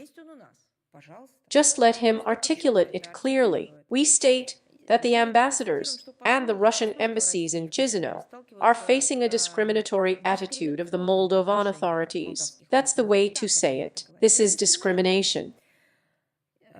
There is no way to explain this, or how they try to explain it.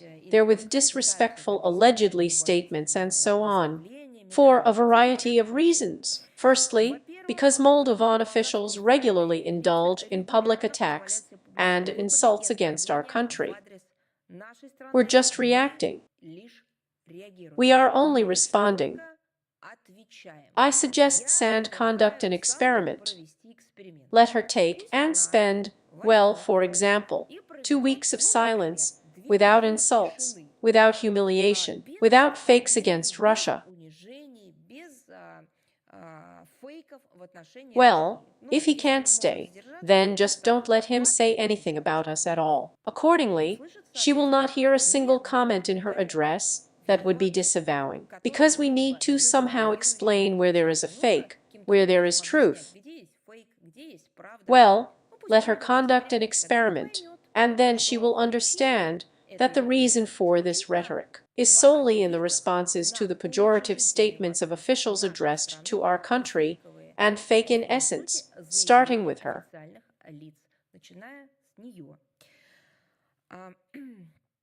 The second point.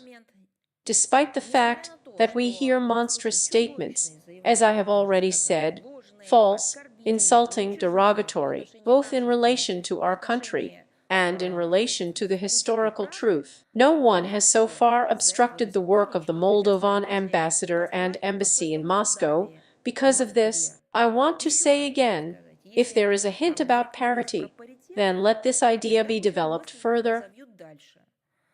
I would also like to remind you that the Russian ambassador arrived in Moldova in October of the 24th year. He was received by the Moldovan Foreign Ministry for the presentation of copies of credentials.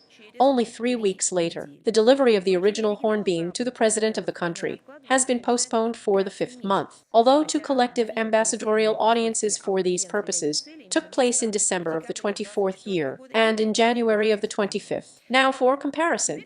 Now, so to speak, about the issues of parities and so on, the current Moldovan ambassador arrived in Moscow on the 1st of March of the 22nd year, and the very next day handed over copies of the certificates to the Russian Foreign Ministry. He handed over their originals to the President of Russia in September of the 22nd year, during the first audience of the new ambassadors of foreign countries.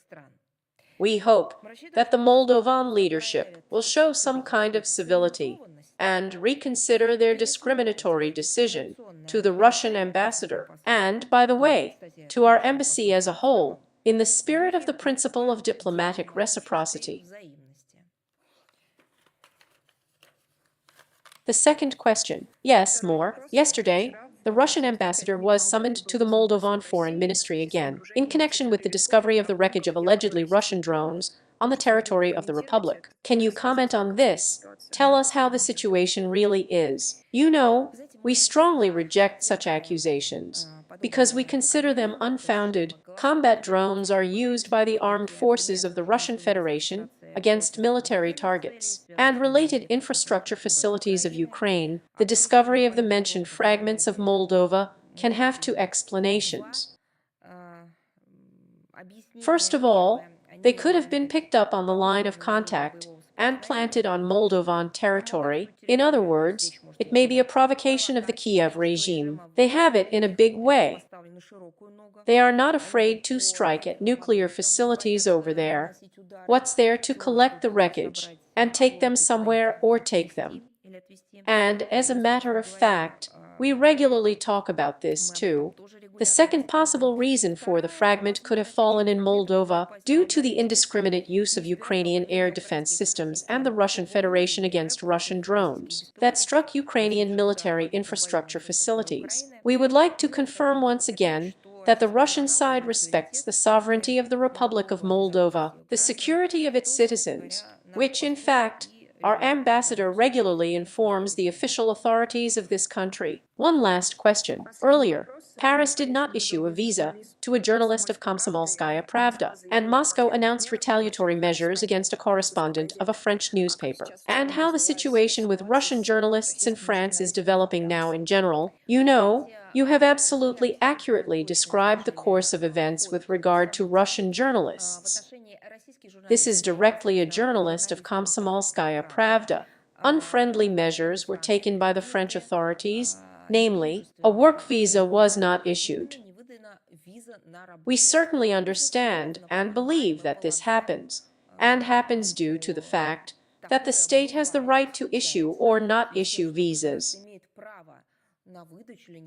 But other states also have the right, since arguments are not presented, explaining why a journalist is denied a job, despite the fact that he has never done anything wrong before. I don't think I've ever worked there, and I don't think I've ever worked abroad at all. But since none of this has been presented, and among other things, since we have seen discriminatory treatment of our journalists for many years, and Russian Foreign Minister Sergei Lavrov regularly spoke about it, we have the right to retaliate. We really haven't applied them to French journalists for a long time. But when the cup of patience has already overflowed, and when these measures have become not just openly unfriendly, and not only systematic, but also defiant, After all, the Russian side has repeatedly offered French diplomats both in Moscow and in Paris to resolve this situation. I won't go into details, but options were offered. All of this was rejected. After that, retaliatory measures were applied. Just the next French journalist who applied for a visa and was refused was taken. But only unlike the Russian journalist, who has never worked in France, never went there, and did not get there as a journalist. The French journalist from Lyman worked in Russia and has experience in our country. This experience was different, but never has a French journalist faced discrimination against himself. He only faced retaliatory measures. We explained to him that it had nothing to do with his work, with his personality. Moreover, we have stressed, and have done it repeatedly, that if France, the French side, unblocks the issue of issuing a visa to a Russian journalist, we will unblock the issue of issuing a visa to a French journalist. I also want to say that we receive requests from French journalists regularly for short-term journalist visas and so on.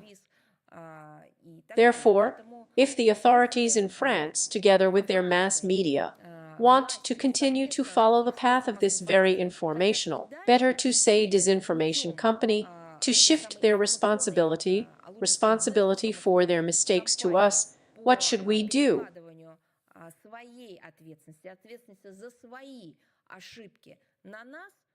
They will live in isolation from reality in a surreal world. We will periodically tell you how things are going. Therefore, I would like to emphasize once again that if the French authorities, and we have heard such interrogations, worsen the work of Russian journalists, we will also respond, but this is not our method. We do this ourselves on our own initiative, or just from some. For some other reason, it has never been used, exclusively and only as a response. Of course, we paid attention to an ugly information company, published an anti-fake, and we will publish it again due to the fact that Russian journalists are called names and accused of nothing according to them, and the whole situation is simply told not only in a distorting light, but in such a fake format.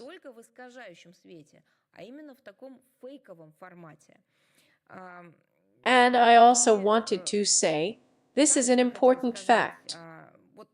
I hope maybe one of the French journalists will write about it. The French embassy in Russia twice in a row refused to issue a visa to work in Paris to an international journalist of Komsomolskaya Pravda. And even after that, the Russian side offered its own solutions, suggested ways to get out of this situation. We sent the appropriate notes. We offered to find mutually acceptable solutions, but when everything was rejected, then, in fact, these retaliatory measures were taken. Thank you, Maria Vladimirovna. Thank you. Let's move on. Whether the TV channel Rush Today is with us? Yes, hello. Yes, hello. The new administration in Washington has not lifted sanctions against the Visa company, which is owned by Gazprom. We are interested in what stage the negotiations on the Serbian oil industry are at in light of the US sanctions and, of course, the expiring deadlines. And also, if there are any red lines in Russia on this issue. Thank you. There is no problem with us sanctions against our. Negotiations are underway to find solutions. They are conducted along the lines of specialized structures. That's the whole comment. I have nothing more to add yet. Okay, thank you. Is the news with us?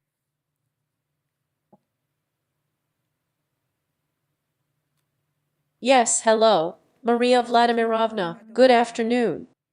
We only have two questions. And the first question: the Armenian parliament adopted the draft on the process of joining the European Union in the first reading. How can we assess the prospects for European integration of the state? Has this step affected relations between Moscow and Yerevan in the context of the Eurasian Economic Union? I would like to emphasize once again, although everyone has repeatedly spoken on this topic, the Ministry of Foreign Affairs took over the presidential administration. The question is not about political preferences, but that all the regulatory frameworks and tariff systems, on the basis of which interaction is built within the framework of the European Union and the EU, are mutually exclusive. Attempts, well, you can say so, to somehow avoid voicing this problem, to obscure it, and, not to see this important nuance is, well, just a denial of reality, and perhaps to some extent misinformation of those who are invited to make appropriate decisions. We are talking about Armenia's sovereign choice, of course. We do not deny this in any way. However, it is on the current Armenian authorities, not on Russia, not on the EU, that the key responsibility lies for explaining to the population all the consequences of their planned steps. This needs to be understood. And I want to say that in general, when they are accepted in a country, I don't know, or in part of some country, such fateful decisions. And, by the way, since the experience of the West is so dear to the current authorities in Yerevan, then we need to look. Public opinion polls are conducted, referendums are held, to prepare on the basis of preparatory work, on the basis of really explaining all the nuances that exist. We have to be honest here, but I say again that it should still be done by those who call for such decisions inside the country, and not by someone from the outside. In other words, it is not the task of either Russia, the EU, or even the EU to explain such things.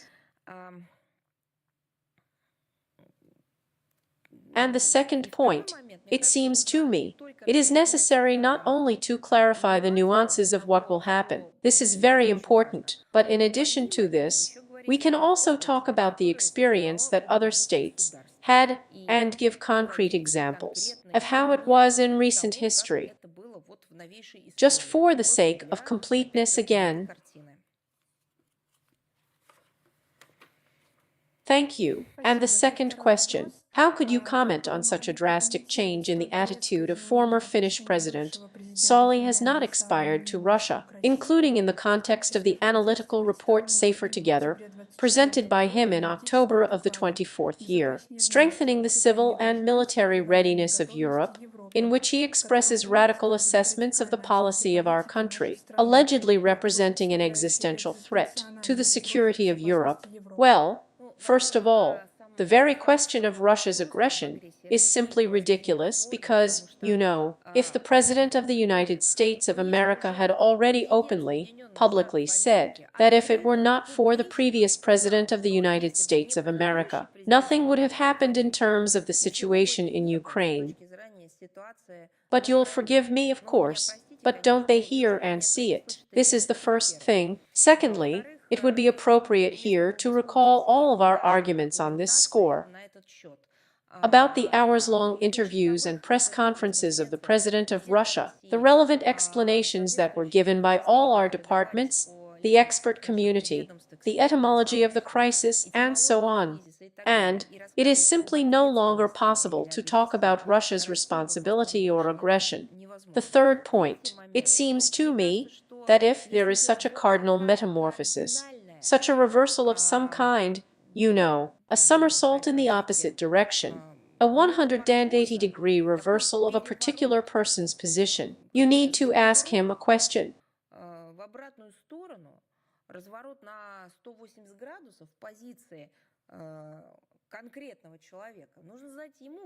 When did he ever tell a lie? When he was president, or when he ceased to be president, because when he was president, he said other things. Now he has suddenly changed his point of view. But if he was lying when he was president in Finland, then he should answer first of all to the people in Finland, which he apparently somehow fooled. I do not know. Well, that is, he needs to explain himself to people. If he is doing this now, and declaring these things, and is deceiving now, then it is also necessary to tell why he is doing this. So, to be honest, it seems to me that this is not a question for us. This is a question for him. Thank you, Maria Vladimirovna. So, let's move on. Contact us or Media Corporation of China. Yes, good afternoon, Maria Vladimirovna. We are with you. A lot has already been said about this today, but I will ask a question. If I may, we have two of them. Last week, President Donald Trump said he was interested in concluding an agreement with Ukraine on obtaining rare earth metals and other resources in exchange for arms supplies. What do you think? Or rather, what do you think about this? Well, it seems to me that everyone knows, and the current American president has never hidden this, that he treats everything from a business standpoint, from a position of transaction and benefit. This is his credo, and in this sense, it seems to me that he is acting very consistently, speaking about this both during election campaigns and, accordingly, during the exercise of his powers already. Well, it's probably a commercial offer. Again, it's probably better to turn to him for nuances. But I would comment on Zelensky's statement to the contrary in more detail. The fact is that Zelensky said that he promised to consider the project in an accelerated manner. I almost said that everyone is ready to shake hands and everything will be on the ointment. I would read the Constitution of Ukraine for Zelensky. There is such an interesting point in the Constitution of Ukraine, Article 13. Perhaps it's a bad number, unlucky for this topic, but you can't get the words out of the Constitution here. I'm reading it. I'll emphasize it again. The Constitution of Ukraine, Article 13, open the quotes. The land, its subsoil, atmospheric air, water and other natural resources located within the territory of Ukraine, the natural resources of its continental shelf, the exclusive maritime economic zone, are objects of the property right of the Ukrainian people. On behalf of the Ukrainian people, the rights of the owner are exercised by state authorities and local self-government bodies within the limits defined by these constitutions. Every citizen, meaning Ukraine, has the right to use natural objects, the right to property of the people in accordance with the law. Property obliges.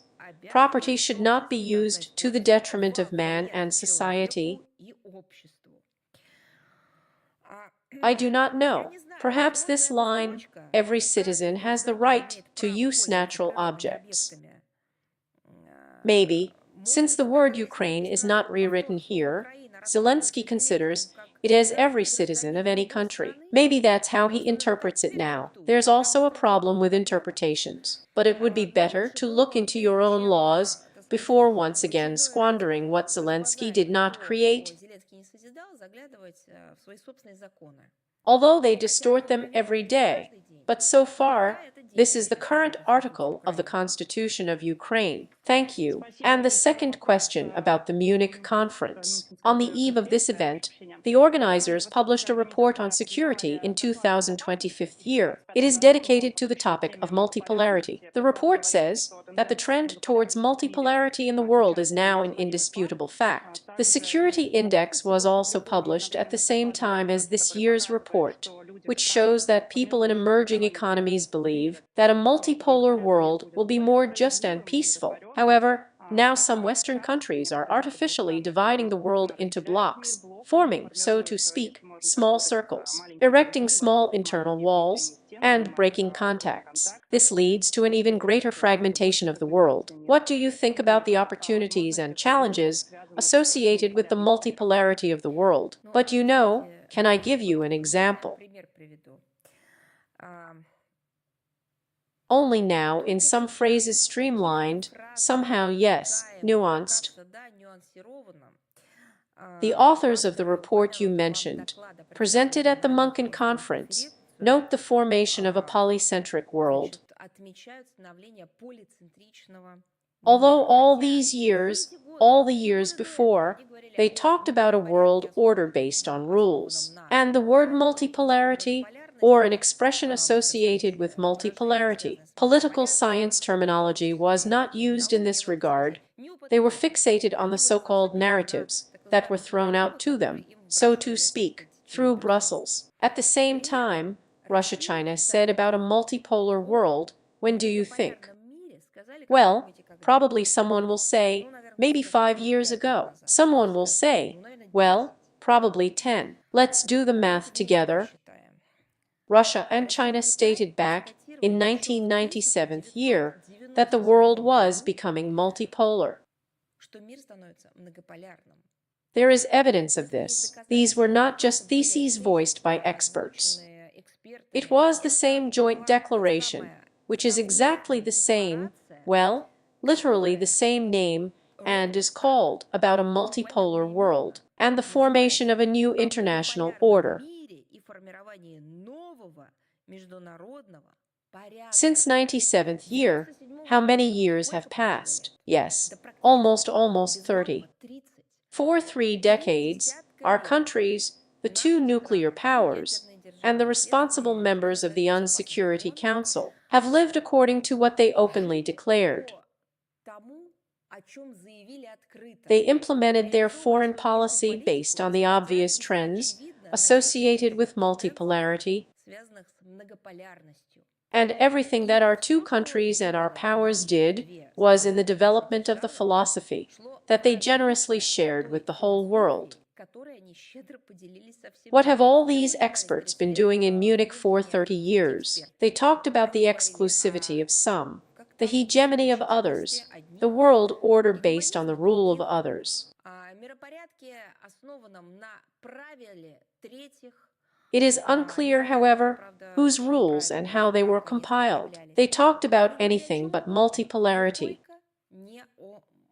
There simply wasn't even a platform that could be recalled now where this would be seriously discussed within the framework of the Munich conference. That's the answer to the question of who is honest and who is spreading fakes. It also has test words. It has a factual basis. Over the past 3 decades, the number of states that share this point of view has significantly increased.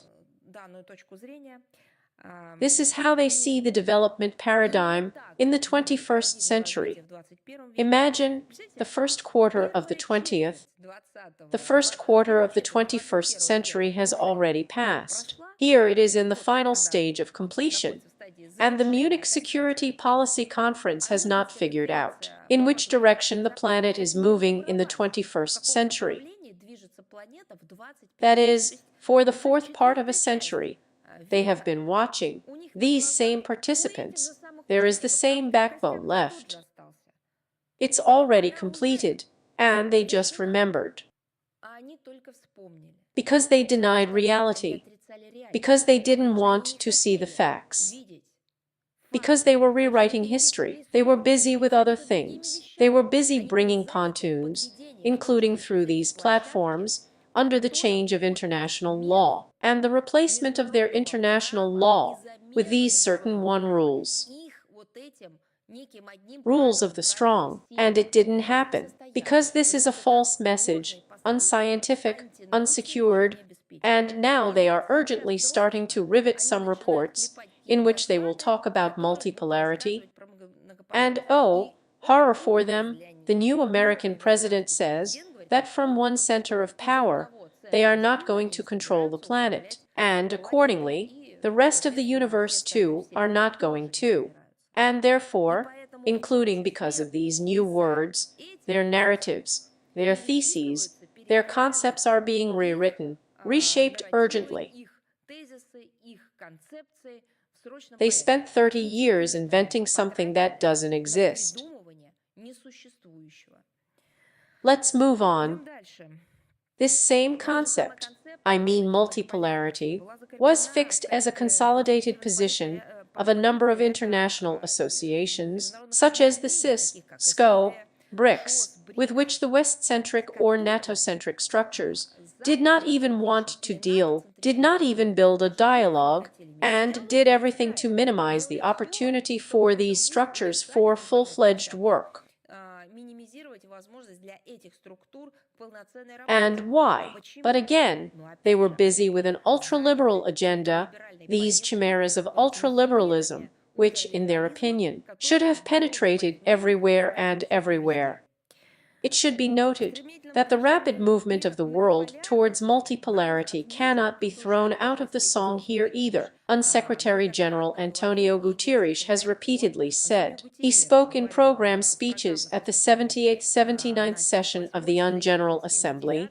Polycentricity of the world in our understanding does not mean confrontation and fragmentation of the international community. A multipolar world order is a single interconnected world in which, due to the absence of hegemony and the presence of many development models, the space of opportunities for mutually beneficial equal cooperation is significantly expanding. I will emphasize it again for all participants, not for individual groups, but for everyone. In such a world, the implementation of a bloc policy by some states leads not to the isolation of those whom they want to segregate, but to their self-isolation, to their own missed opportunities, to their lag in development. But this is their sovereign right. Although so, please, the key question is how international relations should be organized in a multipolar era. Russia stands for a serious discussion on ways to adapt the modern international architecture so that it better reflects the emerging multipolar realities and ensures a fair and sustainable world order. And in this context, it would be useful for everyone to study more deeply the policy statements of the President of the Russian Federation, in particular at the plenary sessions of the Valdai International Discussion Club. This is the 2023 2024 years, and of course, our countries, Russia and China, have a special role as two sovereign states, civilizations with a 1,000-year history, as well as India, Iran, Brazil, Turkey, and other independent participants in international communication, also have their own contribution, their own vision to the restoration of a multipolar world. Thank you very much. Thank you very much. Lee Reuter is with us. Vladimirovna, good afternoon. Thank you. Yes, hello. If I may, I would like to start by clarifying your answer to a question from a colleague from International Life about the Munich conference. You said that representatives of the Russian Foreign Ministry and any officials of the Russian Federation do not take part in the conference. But perhaps the Russian delegation is in Munich as such for the talks announced by Trump for today. And if that's the case, could you tell us who is part of it? I don't understand at all. Forgive me your question. If you're talking about the Munich Security Conference, I've already answered. We do not receive an invitation to it as a country. Accordingly, we do not go to this conference without an invitation. By the way, I haven't said anything new. This is an obvious answer, stemming from the position of the Munich conference. This is a statement of a simple fact. Since there was no invitation, it is impossible not to accept it, not to refuse. There is simply no one there who can be present. If you say, in general, in principle, are there Russian citizens in Munich? Well, listen, this is not a serious conversation. I tell you so. It's simply impossible to build a conversation at all. If there are official Russian representatives in Germany, there is. Our embassy is working. What are you talking about? What do you want to ask? I would like to ask you to confirm or refute, if possible, Trump's statement that negotiations between the United States and Russia on the Ukrainian settlement will be held in Munich today. Well, you know, after all, in order to confirm or refute the words of the US president, you need to contact, for example, in particular, if you are in Moscow, the American embassy. If you are not in Moscow, then in officially American structures. This is the first thing. Secondly, the presidential administration has repeatedly provided explanations regarding the fact that teams can be called negotiators, negotiation groups in different ways. This work is underway, and the corresponding explanations have already been given. I don't think I need to repeat myself. But I would like to stress once again that it is the prerogative of the President of the Russian Federation to make such decisions, and, accordingly, they will be communicated to the general public through the presidential administration, and, if instructed, through those structures that, in whose competence it will be included.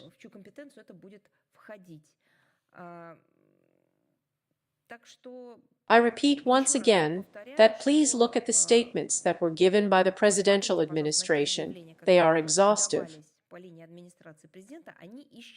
I have all the quotes, by the way. I see with what literally skill they answer the same question every time, but the essence is the same. The decision is made by the president. As soon as these decisions are made, the public will know about them. Thank you very much. And then, if we allow it, in general, the issue with which we initially went to today's briefing is negotiations on the status of Russian military bases in Syria.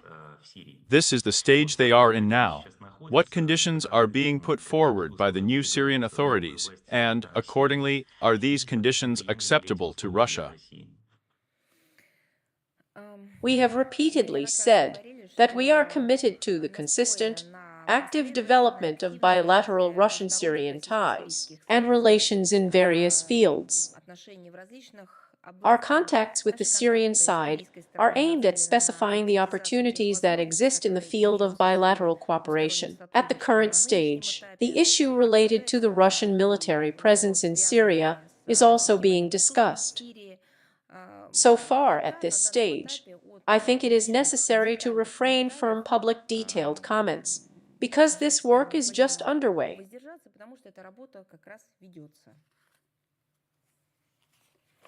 Thank you very much. Thank you. Rudiv TV channel is with us.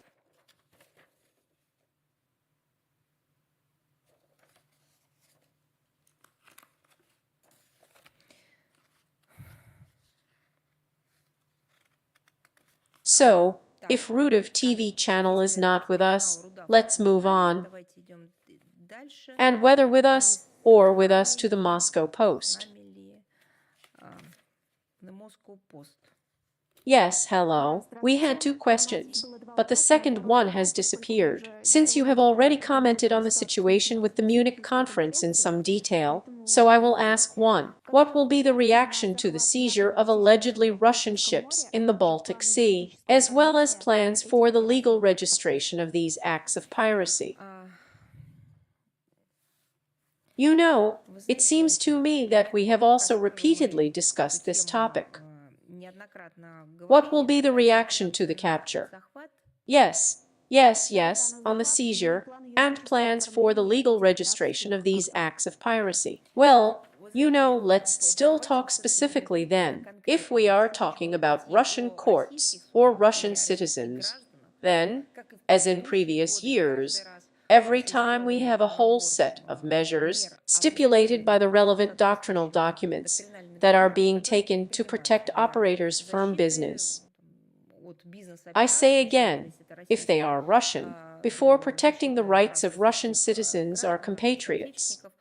This is not the first time in history that we have encountered this. Therefore, it still seems to me that it would be important to talk about each specific situation, and not so in general, because in general our position cannot change. We have corresponding functional responsibilities, and as soon as you have a question about a specific situation, then we will comment. Thank you. Thank you. Let's move on. Rudiv, has the bodice not appeared? If not, then is Anadolu with us? Yes, hello. Anatola is here. I visited the Anatol news agency. We have two questions today. The first question: what is Russia's position on the currently stalled negotiations between Israel and Hamas, as well as on US President Donald Trump's threats against Hamas? You know, we are proceeding, and we have already defined this position in a basic way. I can repeat it. We proceed from the fact that strict compliance with the agreements you mentioned is a key factor in the context of prospects for normalization of the situation in the Gaza Strip, in the area of the Palestinian-Israeli conflict as a whole. To be honest, I would not give any principled assessments or detailed assessments of the results of the implementation of the first stage of the agreement, for one simple reason: because it should end on March 2nd.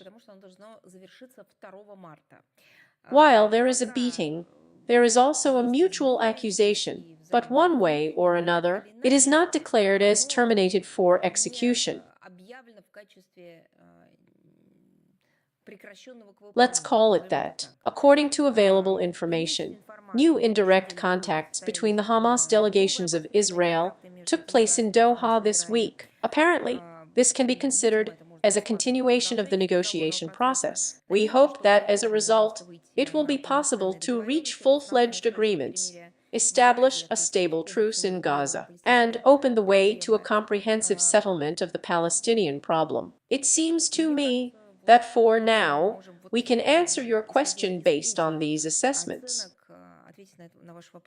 And the second question we have is this: Moscow has repeatedly expressed concern about the humanitarian situation in Gaza. How does Russia assess the humanitarian situation in Gaza at the moment, and what steps is it taking to resolve the humanitarian crisis? Has Russia provided or plans to provide any assistance in restoring gas? If so, in what form? You know, we have always said that the situation in Gaza is a humanitarian catastrophe, unprecedented in its scale and consequences.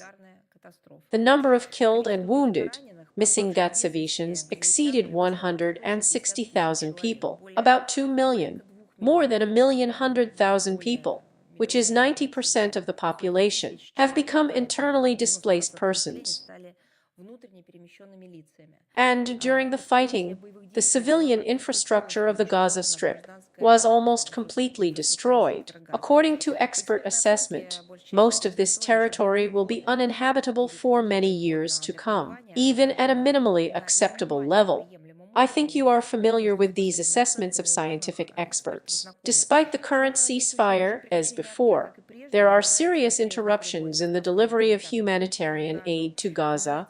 As a result of this situation, the people who remain there suffer from malnutrition, from the unavailability of basic household medical services, and, accordingly, the spread of diseases.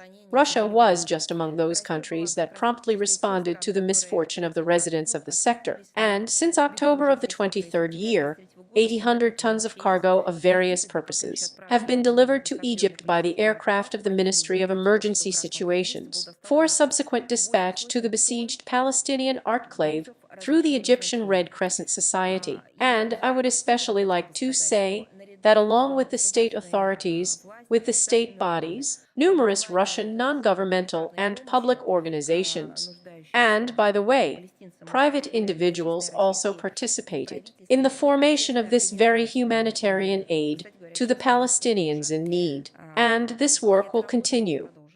It is being conducted and will be continued further. So, let's move on with USAID News. Maria Vladimirovna, less than Earl greater than news website. Pavel Moraviev, we are with you. Yes, hello. We have to you?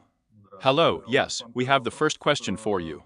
Returning to the topic of the Munich conference, on the eve of the opening, the organizers finally recognized, as you said, that the world is becoming multipolar, but at the same time, they invented a new term. They said it would be multipolarized. That's it. Why do you think the authors decided to invent a new word? They used the already established terms of the multipolar world.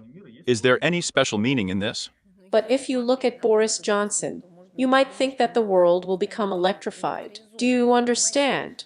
If they look only at themselves, if they talk with their reflection in the mirror, and it seems to me that they don't even approach the mirror anymore. It seems to me that they have long replaced the mirrors with their own ceremonial portraits, and this dialogue suits them.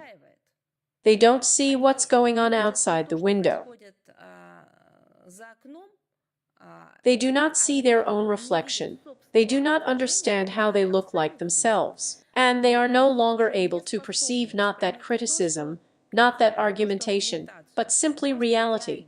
Yes, I will give this example again. But if these same people have been talking for years about some kind of new normality and some kind of this multi-crazy gender, then what do you want from them when evaluating less obvious things?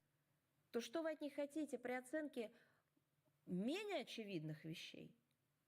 After all, they have blocked themselves from the inside themselves, so that fresh air in the form of reality does not come to them. They are influenced, by the results of their own conclusions, which are not aired by real factors and facts. It's in this soup, as if you understand, in their own juice that they exist.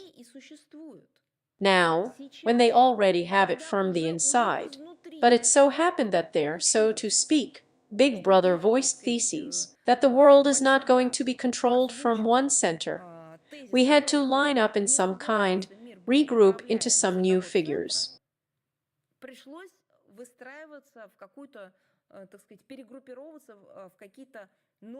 But just in case, I have a feeling, what if what? They started playing with words and coming up with some new expressions, among other things. They cannot accept that, as I have already said, Russia and China adopted a joint declaration in 1997 year, to which these very participants of the Munich conference from the West did not pay due attention. What is it that turns out? They have been in the dark for 30 years. It turns out that taxpayers, who provide all this creative lawlessness, sent their leaders, ministers in vain, and they came from there, supposedly fed by some kind of philosophy. But in fact they just looked like a bunch of naked kings.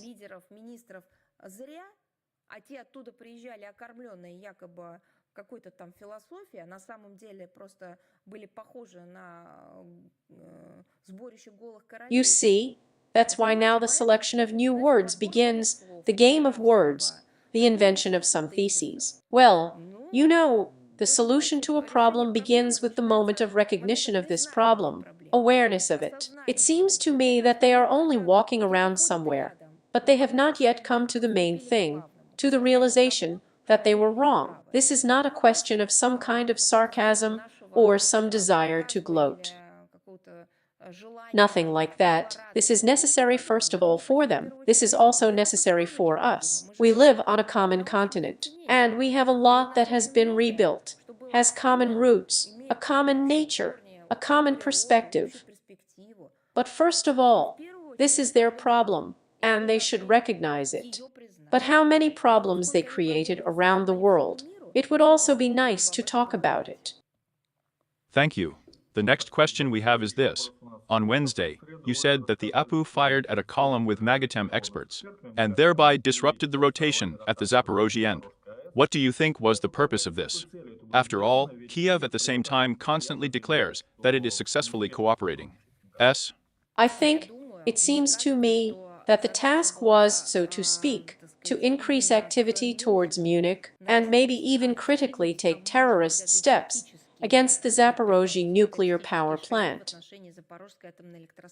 Therefore, they did not need them there. The Kiev regime did not need the EIS staff there, because obviously a dramatic development would have led to the need to report, even if not publicly, but to the Director General, to the EIA, the Kiev regime would have to explain something. That's why they didn't want them to come there. And I think it's very possible that a provocation was being prepared for this. There is no doubt that it was prepared for Munich with regard to nuclear facilities. And I can say more, that we had such information. Another thing is that they implemented it. This provocation against the Chernobyl nuclear power plant,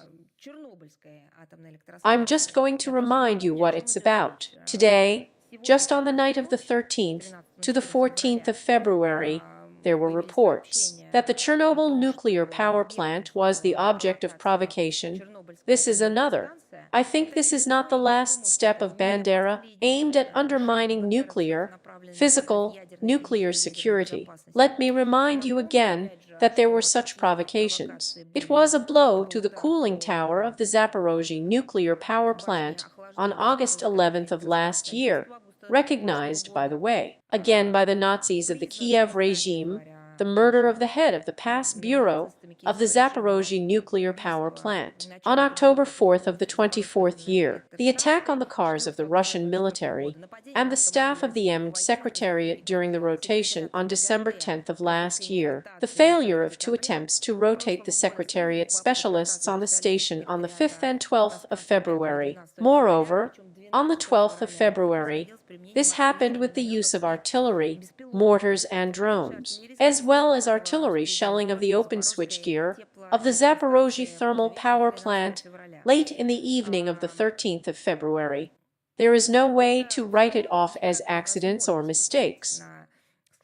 This is a chain of provocations and terrorist acts because, as I have already said, the Kiev regime considers nuclear civilian infrastructure facilities as opportunities for nuclear terrorism. Provocations at the Chernobyl nuclear power plant shelter facility are an obvious continuation of these criminal actions of the Kiev regime, which knows perfectly well what it is doing. At one time, Russia participated in international efforts to construct this facility, recognized as contributing to the elimination of the consequences of the Chernobyl accident that occurred in Ukraine in 1986 year. And the current efforts of the armed forces of Ukraine undermine these long-term works, by the way, including multinational ones, because our country, and not only ours, has been monitoring the safety of these facilities, this structure, for many years. Therefore, this is a provocation. As I have already said, we have repeatedly warned about the preparation of such provocations, and then stated their conduct. Here our fears were justified again. And, of course, I think this is another lesson for all those who, so to speak, are, looking at the Kiev regime with care. Another lesson to them is that nuclear technology in the hands of the criminal Zelensky regime is a serious threat to international peace and security. Even Zelensky and his regime view nuclear power plants as a tool in their terrorist activities. Well, about, so to speak, the desire to possess nuclear weapons, I think that there is no need to speak what they will do to him. They do not hide that they will immediately begin to apply it. I see. And the last question. Yes, and excuse me, I would also like to say that this is the situation with the EIS staff.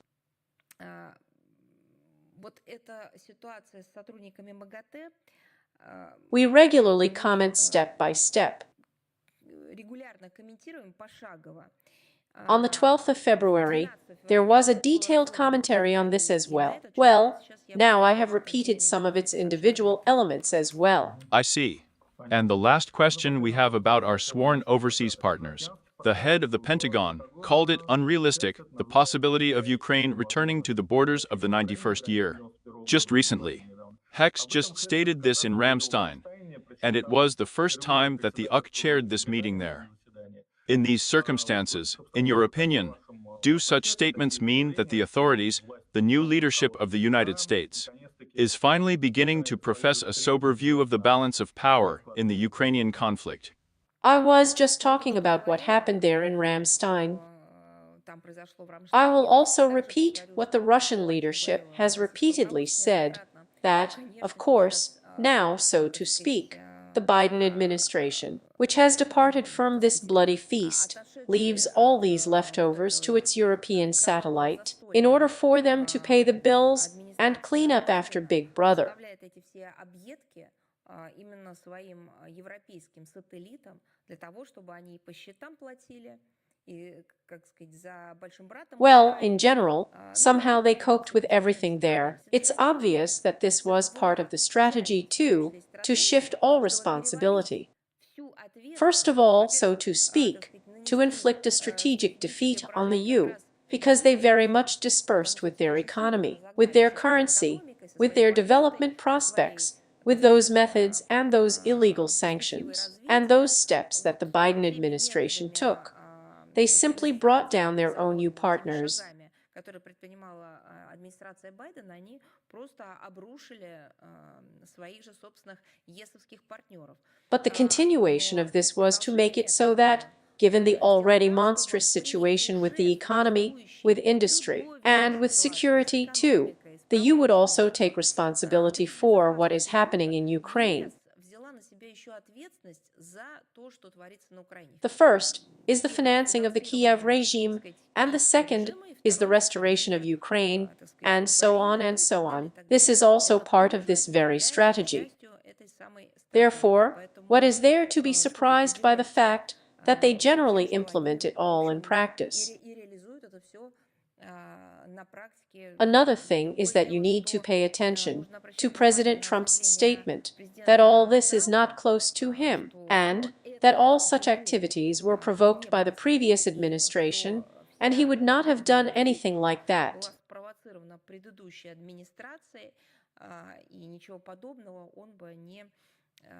He tries to assure everyone of this. Therefore, there is also a certain logic of actions here.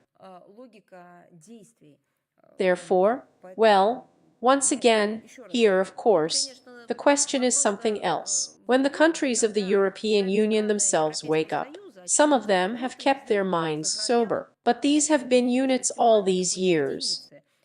Someone is now starting to come to his senses somehow, and someone continues to live in the feeling that the gender can be changed.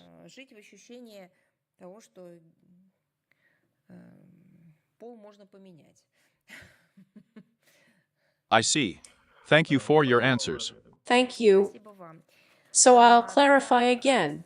Has Rudolf connected? Then, if possible, news front, if with us. Yes, hello. International News Agency News Front, Bulgarian edition. Allow me, dear Maria Vladimirovna, a question regarding possible negotiations on the settlement of the Ukrainian conflict and the continued arming of the Kiev regime by the United States and Europe from the very beginning of the special military operation of many European countries, including my Bulgaria. People came out with demands to their authorities to prevent the sending of weapons to the Kiev regime. In Europe, this is called military assistance. Most of the European media hushed up and pretended that there were no such actions. As it turns out, many of them received scandalous funding, and now there is an active discussion about possible negotiations for the settlement of the Ukrainian conflict as one of the requirements for the initiation of such negotiations. Can there be conditions on the part of Russia for the termination of military supplies? Is there an illegitimate government operating in the territory where the fighting is taking place? And can it be legally documented in some way to fix the conditions for starting its negotiations? Because it is not logical to send weapons and talk about peace. You know, we've been talking about this all these years, and you say whether you will put it as conditions. We are saying that supplies should be stopped, that the continuation of the conflict is connected with the ongoing supplies. It's just too early to talk about any specific negotiation process. Therefore, it seems to me that you have combined in vain, for the future, those topics that are one in our active political, diplomatic, informational appeal. We have been talking all these years and explaining that arms supplies are both illegal and contradict the messages about peace that we hear, that all this is the reason for continuing bloodshed. противоречит тем посылам о мире, которые мы слышим, что все это и есть причина продолжения And so on. I only talk about this every briefing. I give examples of these deliveries. I am talking about the violation of contractual obligations. If we are talking about third countries that resell weapons, we expose, call, and so on, all these years. Therefore, it somehow seems to me that maybe you haven't visited us for a long time, and maybe you haven't followed this. So don't think that this is suddenly a topic that will just have to arise. It has been on the agenda all these years. And, if I may, it is not that it has arisen now, but as at the official level, that Russia has set it as a condition for launching such negotiations, because it is elementary to stop supplies and sit down at the negotiating table as a stimulating negotiation process. You know, until recently there was basically nothing to stimulate there, because some forbade themselves to hold negotiations, while others shouted that everything should be resolved only on the battlefield. Therefore, here too, here is your question. It seems to be a little off target. Who should be stimulated to something? We have defined our tasks and goals. The conceptual attitude to the settlement was voiced by the President of the Russian Federation in June of the 24th year, in the Foreign Ministry, right here, right in this room. Therefore, our position is clearly defined. What will ripen there from the other side? Well, that's a question for them. Our positions are all defined. I mean, from the point of view of the objectives of the task of a special military operation, and from the point of view of the issues of resolving the situation. In other words, it says here that let's add the component here. Our approaches are basic. She said where and when they were formulated, how it is concrete, hypothetically then, when it will be issued. But still, let's comment when there is an appropriate reason for this. Thank you, whether the tape is with us, Ru. Good afternoon, Maria Vladimirovna. Hello. I have the following question for you. On the 2nd of February, Mr. Peskov said that the Kremlin had no information about the meeting between Putin and the special envoy of the US President, Steve Utkov, who had flown to Moscow. Tell me, please, did Utkov meet with Sergei Viktorovich Lavrov or another representative from the Russian Foreign Ministry?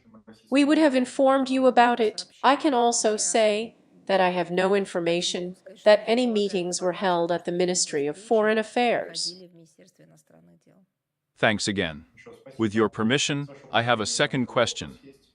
Back at the Pentagon, Pete Hegseth said that the United States does not consider Ukraine's membership in NATO as a condition for future negotiations on a peaceful settlement. Does Moscow see Washington's country as a compromise in this, and is the Russian country ready to make some kind of compromise itself? Will there be a compromise on the part of whom? From Washington. It seems to me that realism is more evident in this. You probably heard yesterday, in addition to the statement of the Pentagon chief, there was also a statement by President Trump, who said that, as he believes, the whole story began after Biden's team began speculating on the topic of NATO, Ukraine's inclusion in NATO, and so on.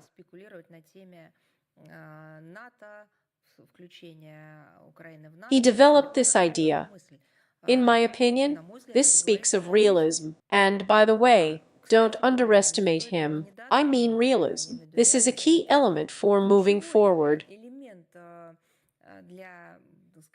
Today, we have talked about this not so little, and we have always said that Ukraine's membership in NATO is unacceptable for Russia. This creates serious threats to Russian security, and it will lead to disastrous consequences for Europe. It should be noted that our idea of how it should look, again, was presented by the President of Russia in the summer of 2024 year.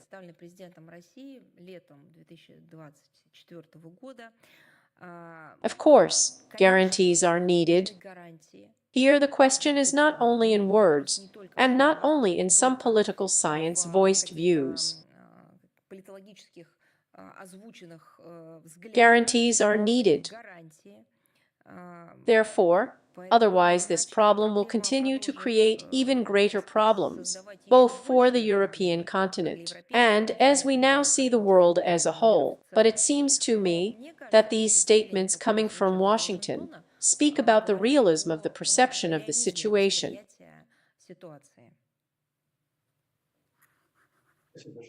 Thank you. So, is Greater Asia with us?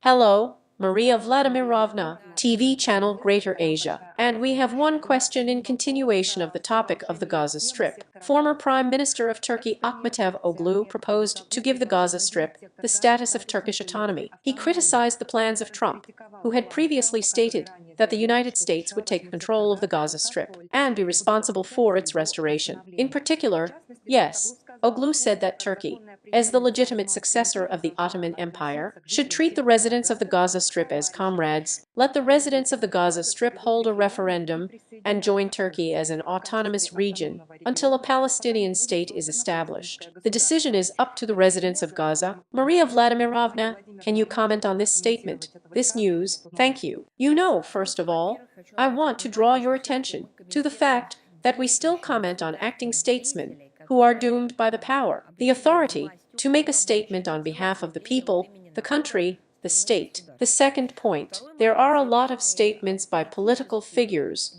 who are in the political field, but at the same time do not occupy the relevant posts, which give them the appropriate powers, especially on hot topics. They appear regularly, including people who make these statements. Sometimes these statements are corrected. Therefore, we do not consider it necessary to comment on such things. Sometimes we really take them into account. Fixed. But, in my opinion, it is not entirely appropriate to evaluate them, because we are not talking about the position of the state. In general, it seems to me that we should first of all ask the Palestinians themselves what they would like. But it seems to me that they are waiting for their own state, and have talked about this repeatedly. And not only did they say it, but it is also enshrined in the relevant international legal documents. And, as a matter of fact, it seems to me that this should be taken into account first of all, when someone begins to model the future of the Palestinians themselves, and the region as a whole.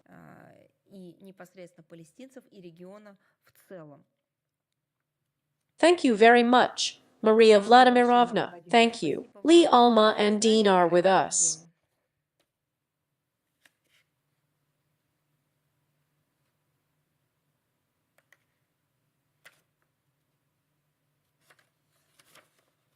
Not with us or Radio Iceland. Yes, good afternoon, Maria Vladimirovna. Yes, hello. So I wanted to ask about the Middle East, but they really asked you already on the Dawn, Elena, and Greater Asia.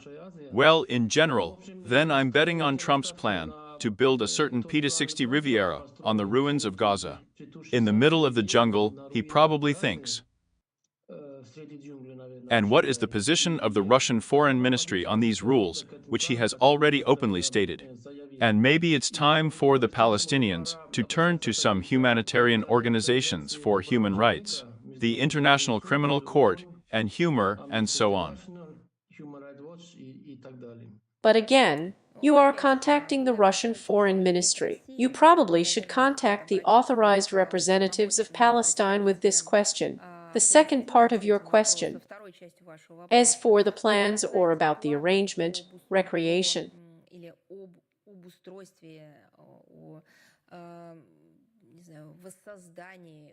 I don't even know which verb to choose, based on the fact that the Gaza Strip is really in ruins. Here, the word recreation does not really fit such a scale of destruction. Reconstruction is inappropriate.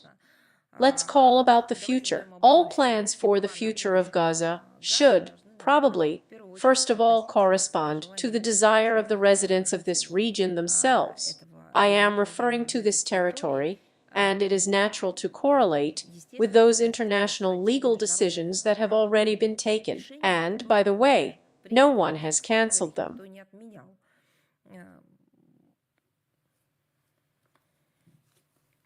If you don't have any questions, go ahead. Memory for one question. Do you think it is advisable to invite Donald Trump to celebrate the 80 years of the great victory of the Great Patriotic War in the spring on the 9th of May? You know, issues related to contacts or events at the highest level are commented on by the presidential administration.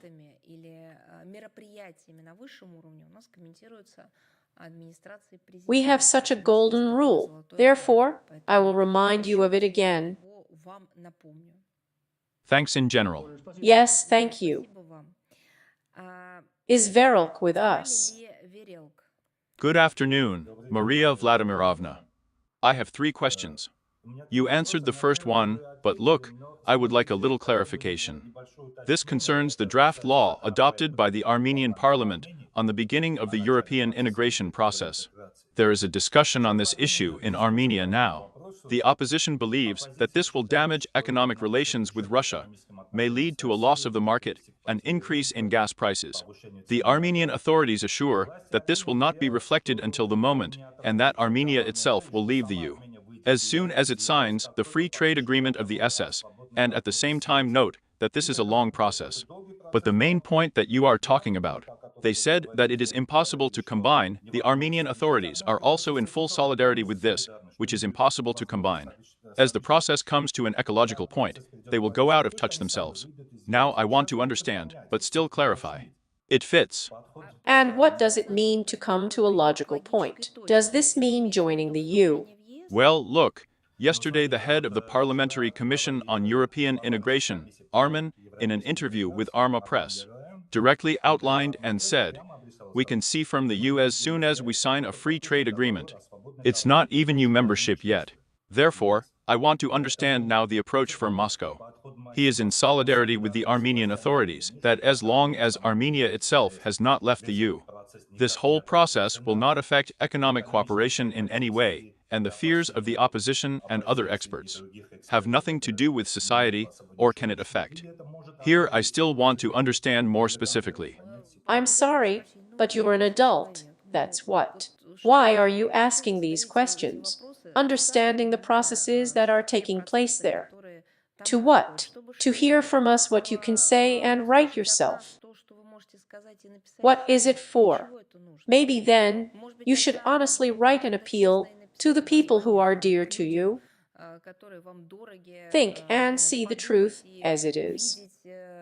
To see where they are called and led, what will come of it. But it's not my job, it's your job. You want to attract, apparently, attention. As I understand it, your heart aches for Armenia, which is obvious and logical. But it seems to me that it should be done a little differently then. Not coming to briefings and trying to draw attention to this problem like this. You are a representative of this country. You are a representative of this people. Then you write the relevant materials as you see them, what such consequences will lead to and what it all threatens. But it's true, I don't have to write for you. We have talked about this so many times. We have cited historical examples from recent history so many times that it makes no sense to repeat it. You see, if there were no technical means of disseminating information, or there were some hard-to-reach regions where people would be in the dark, well, probably, yes, it would be worth repeating every day. But everyone has already understood everything, and everyone knows everything. And what's the point of repeating the same thing? At some point, you really need to show such civic maturity and understand that not only what they say and promise you need to be perceived, but you also need to be closer to reality. That's it. You just need to understand when and who, and in the present times, it turned out to reach a new level of development after such very colorful promises of the European Union. Уровень развития после, так сказать, таких вот очень красочных обещаний Европейского From Союза. whom Serbia has been building itself up to the standards of the European Union for many years. But all this has not led to anything. Although she had a lot more promises and for a much longer time than others. Who else has something that worked out? So they promised Ukraine, and what? They support her so politically that they never gave her the opportunity to get closer to what was promised, but only pushed her into the abyss of disaster. Well, let's remember some more examples. Who got better, or I am not even talking about those members of the European Union who, no matter what kind of associate membership or other membership, have sacrificed entire clusters of their economy and industry in Brussels. I'm not talking about it now. I'm only talking about those who are lured all the time, lured and then deceived. These countries are not just the majority, but all those countries to which the European Union has promised all this in recent years. What else do you want to hear? You see, you are somehow different. You want me to probably invent some other formulations, to say that 2 and 2 are 4. Do you want me to say that there's 6 minus 2 4? Please, 6 minus 2 is 4. From changing the wording, the essence does not change. The bottom line is that when perceiving information about the promises of the European Union and promises and assurances, you need to understand what lies behind it and believe not words but deeds. And in fact, in life, to check, to learn from the experience of others, to remember your history, and draw conclusions from this, and not that when they sign it, then they will do something else there. This is all talk, but there is practice. No, Maria Vladimirovna, I wanted to clarify my position as a journalistic expert, but my question was related to others. There was a discussion in Parliament during the parliamentary discussion, and when pro-government deputies and government representatives give interviews in the family, they emphasize that.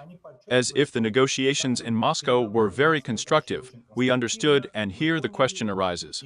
On the one hand, society hears from the opposition that this will lead to problems already now in relations with Russia. While with an unclear prospect of European integration, the authorities and pro-Western forces are confident that this will not lead to any problems with Russia, and when we leave the YAS, join the EU and sign an agreement, everything will be fine. Economic problems with Russia will no longer be important.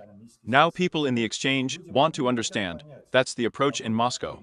He is in solidarity with the approach of the authorities or with the approach of the opposition, with the concerns that the opposition deputies expressed to you during the discussion of the bill.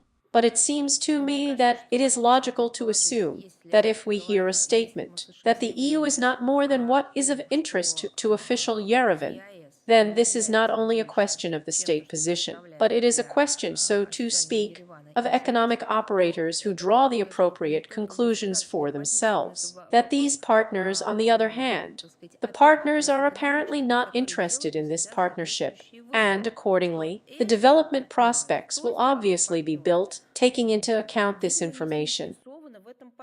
И, соответственно, перспективы развития будут очевидно выстраиваться с учетом этой... But it's banal, it's understandable. Well, can you imagine, if you are planning to go from trade and economic relations, one of the partners says, "You mean, I'm about to leave you." No one is betting on him. It's not just a question of voicing some political tribunes, comments like that. It is a matter of economic operators, companies, manufacturers, industrialists making the appropriate conclusions that they will no longer be considered as such, and the reorientation will be to other partners, to other markets, and so on. And they understand that the bet should be made based on this factor. Well, In simple words, it is necessary to explain. Thank you. Thank you. And the second question. Well, look, all right. Can I give you an example? Well, let me give you an example. Let's say Russian companies. And why only Russian ones? It's not just pro-Russian companies. This is about companies that enter the countries that are among the members of the EU. They hear that these products, which they bought from Armenian partners, are more according to those standards, at those prices, according to those parameters, they cannot purchase.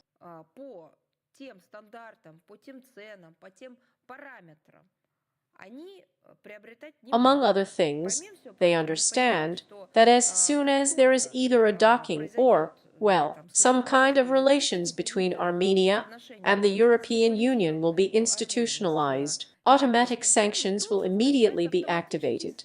Accordingly, they understand that they will not be able to count on this type of products that Armenia supplied. They will simply look for other partners in advance, discuss prices in advance, and focus on other manufacturers from other countries in advance. Maybe earlier, back there 10 or 15 years ago, everyone would have said when this would happen, then we will think. And now everyone knows what sanctions are. You understand what secondary sanctions, indirect sanctions are there, and everyone understands that it is necessary to calculate this factor in advance, and that this factor is very important, and that joining the EU in any way will involve the need to impose sanctions against, in particular, Russian operators and so on.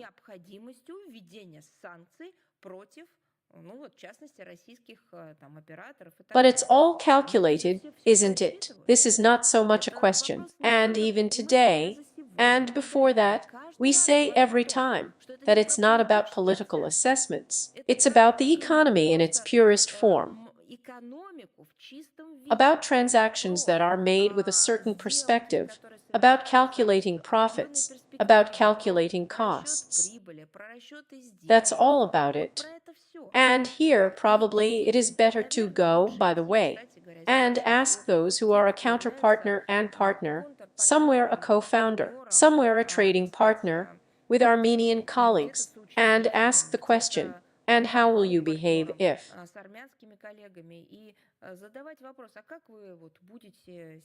And they will answer you with concrete examples and tell you. Just what amazes me. It amazes me that such simple things, right? It's like, I don't know. Are they dissolving, or do they require any additional comments? Unfortunately, in my opinion, it requires. Because, in my opinion, unfortunately, it requires. Because people often do not understand these elementary things. The second question. Then I can also say, it seems to me that all such experiments should imply some guarantees.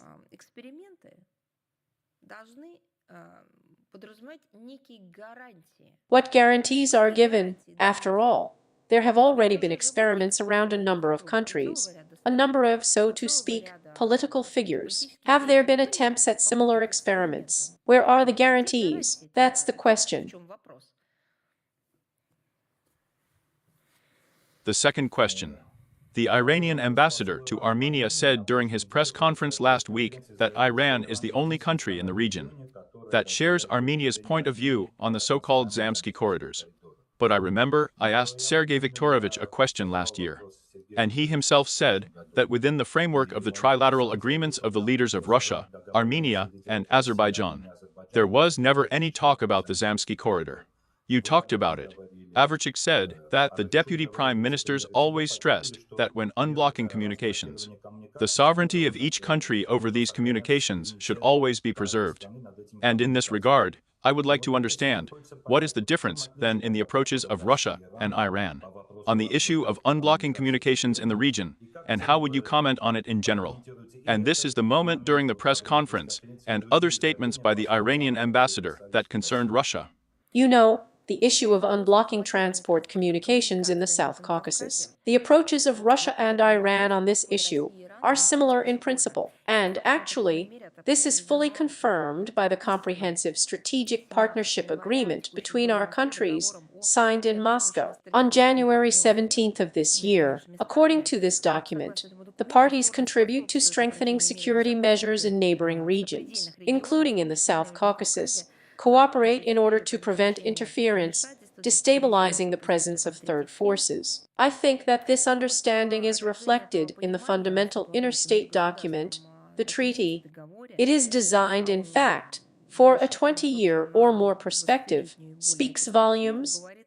The only difference is that Russia is a member of the Trilateral Working Group, co-chaired by the Deputy Prime Ministers of Russia, Azerbaijan and Armenia, on unblocking transport and economic ties in the South Caucasus. Within the framework of the aforementioned group, enormous work has been done to coordinate both the legal framework and the technical parameters for the restoration of transport routes between Armenia and Azerbaijan. It was in the Trilateral Working Group that agreements were reached on the basic principle of unblocking communications. It consists in preserving the sovereignty, I repeat once again, and the jurisdiction of states over the routes passing through their territory. And this condition, I do not know, in my opinion, everyone knows it too, was approved by both Baku and Yerevan. Unfortunately, currently working in a group because of the position. Well, alas, I have to voice it, because this is the fact from the opposition of the Armenian side frozen. We confirm our readiness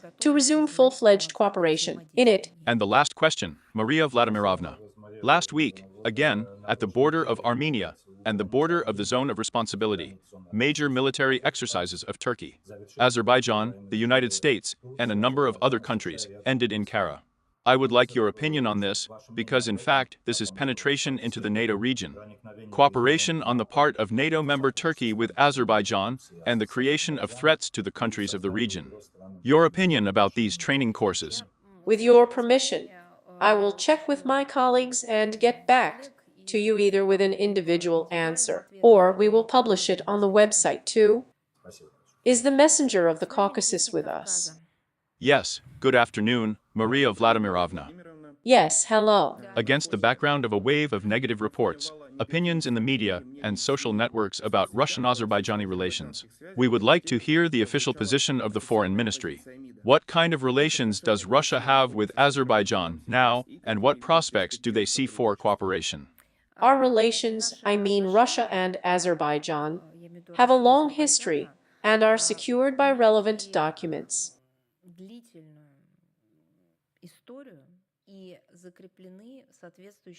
Accordingly, as I believe, since there is history, and there is an international legal framework for relations, these two factors determine the future of these relations. Of course, there can be anything in a relationship, and we are experiencing it now, including experiencing both the process and experiencing such a situation here. We experience the richness of our language with our hearts, because we know what the official Baku is concerned about. We are well aware that the tragedy that happened with the plane crash, which claimed the lives of both the citizens of Azerbaijan and the citizens of our country, is being experienced very acutely both there and here. We understand, of course, that all this does not happen in an airless space, that a lot of people want to catch some kind of luck in this.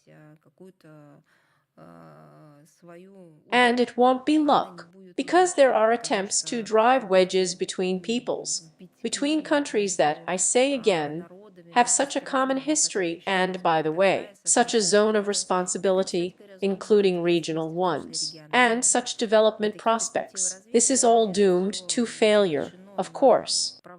Our countries and Russia and Azerbaijan have partner-allied relations. This is how they have always been defined, this is their character, and I think that's exactly how it should be treated.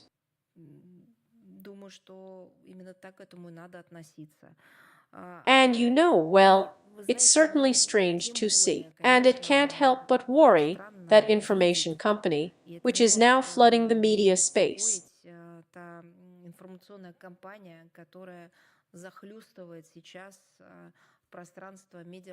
Obviously, somehow someone is spurred on by all this. It is also obvious that there are those who want to play, including on the tragedy. I mean plane crashes. I think it's all doomed. All these attempts to move from this kind of relationship to, say, some other kind of relationship.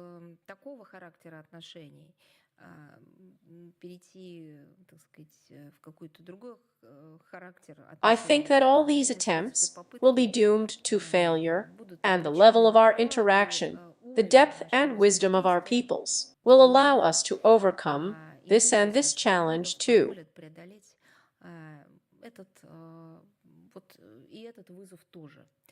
The next moment, by the way, I read some kind of fakes, we refute something. Well, here's what's around the Russian house in Baku. This information dirt is just some kind of impossible. We publish anti-fakes, but there are also some direct attempts to say that Russia has. I have even read so far that supposedly Russia and Azerbaijan have almost no humanitarian cooperation, interaction at all. It's just impossible to read. I'm not going to talk about our joint history now, about a huge number of modern projects between people in various fields of art, culture, and so on.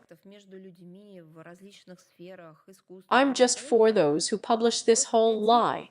I just remind you that, in fact, the Azerbaijani Cultural Center at the Rudomino Library of Foreign Literature, the Haydar Aliyev Foundation, is successfully operating in Russia. He implements numerous projects. Azerbaijan Pavilion on the territory of VDN. So I regularly visit the Rudomino Library and visited the Azerbaijan Pavilion myself, the most beautiful object of our, by the way, also joint history. Just recently, on October 25th, the Tourism Bureau of Azerbaijan was opened. Azerbaijan's cultural and humanitarian presence in our country is supported by the active work of numerous Azerbaijani national and cultural autonomies. By the way, there are about 100 of them, it seems to me. We have the most active diplomatic presences. Ours in Azerbaijan and Azerbaijani in Russia, in addition to embassies. For example, there is a general consulate of Azerbaijan in St. Petersburg, Yekaterinburg. Therefore, all those who write that you know that there it is only. Russia and Azerbaijan are connected only by one Russian house in Baku, and that's it. There is nothing. Well, how is nothing? It's just out of ignorance, out of misunderstanding, such provocative things are thrown in. I would like to emphasize once again, you know, as a rule, the closer the history is, or the richer the history of countries and peoples, the more problematic issues are probably sometimes experienced more acutely.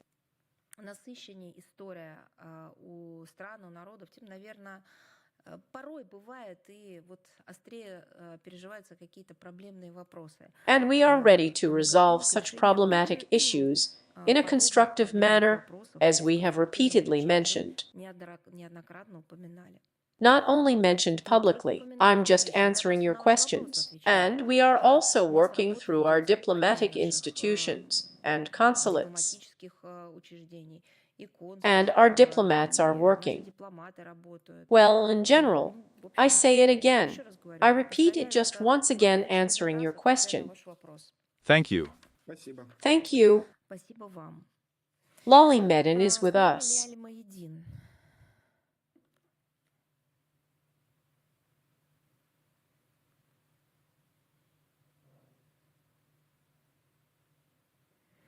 And Alma and Dina are not with us, whether they are with us. So newsfront was Bolt News. Good afternoon, Maria Vladimirovna. I am concretizing my colleague's question about the buildup in the presence of NATO in the Baltic Sea. Is the Russian Foreign Ministry working on a response to the detention and searches of ships. Talk about expanding the zone of territorial waters in Finland, Estonia. Moscow's accusations of damage to underwater infrastructure. You have repeatedly said during your briefings that there will certainly be measures, and yet, what exactly do they look like? As a matter of fact, answering your colleague's question, you know, I am very multi-component in general strokes on a huge problem. Moscow is working out a response to NATO's unfriendly actions. But when we didn't work through them, when we didn't respond, does it react to the detention of ships? Question. As I said, let's talk specifically about each specific case. We have general materials, and we will send them to you. They have already been published, so as not to torture it again, of course. But for each specific issue, of course, there will be a comprehensive assessment, a public reaction, and appropriate actions. Therefore, if it is possible, if you have some more substantive question on some specific situations, we will be happy to answer it again in a specific way. Well, Maria Vladimirovna understood you. Thank you, and is the author and with us. Yes, hello. Hello. I would like to say right away, thank you for taking up this issue, and on behalf of pensioners, Russian compatriots of the Baltic countries, that you have fully informed, and we hope for a favorable outcome of these events. Thank you. We have 3 questions today. In your opinion, what does the introduction of sanctions by the President of the United States, Donald Trump, against the International Criminal Court in The Hague mean for Russia? You know, well, I'll just start by saying that, as you know, Russia does not participate in the Rome Statute. It does not participate because it does not meet our interests there. Obviously, this factor is also important, of course, but there is probably an even more important thing. We do not recognize the jurisdiction of this instance because we consider it a pseudo-international and pseudo-legal quasi-court.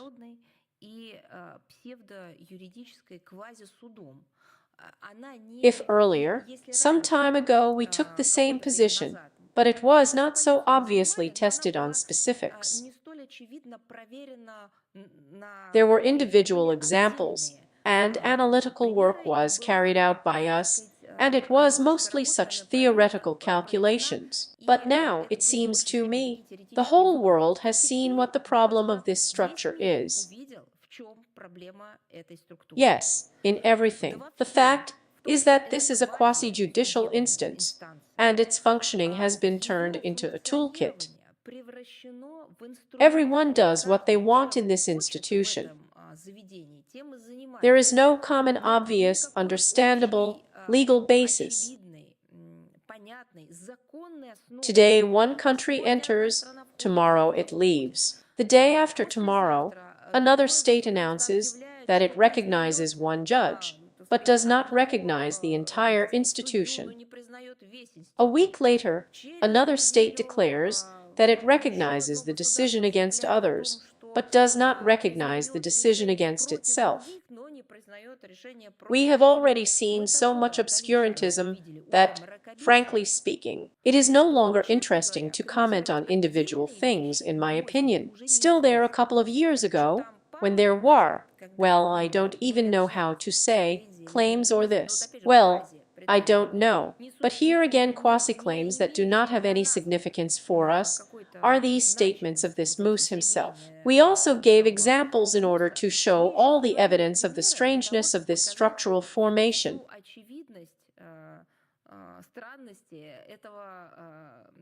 And now everyone understands that this is some kind of, this is some kind of a little similar orchestra, in which everyone has their own notes. You see, and everyone plays the way they want, what they want, so also the conductor is constantly changing. Well, that's about it. Maybe in an artistic way, I would answer exactly like that. Therefore, I can send our more detailed conclusion to you, and probably we will publish it in addition. But honestly, no matter how much, this is a structure in respect of which decisions that radically contradict each other and previous positions are made many times every day in different parts of the world.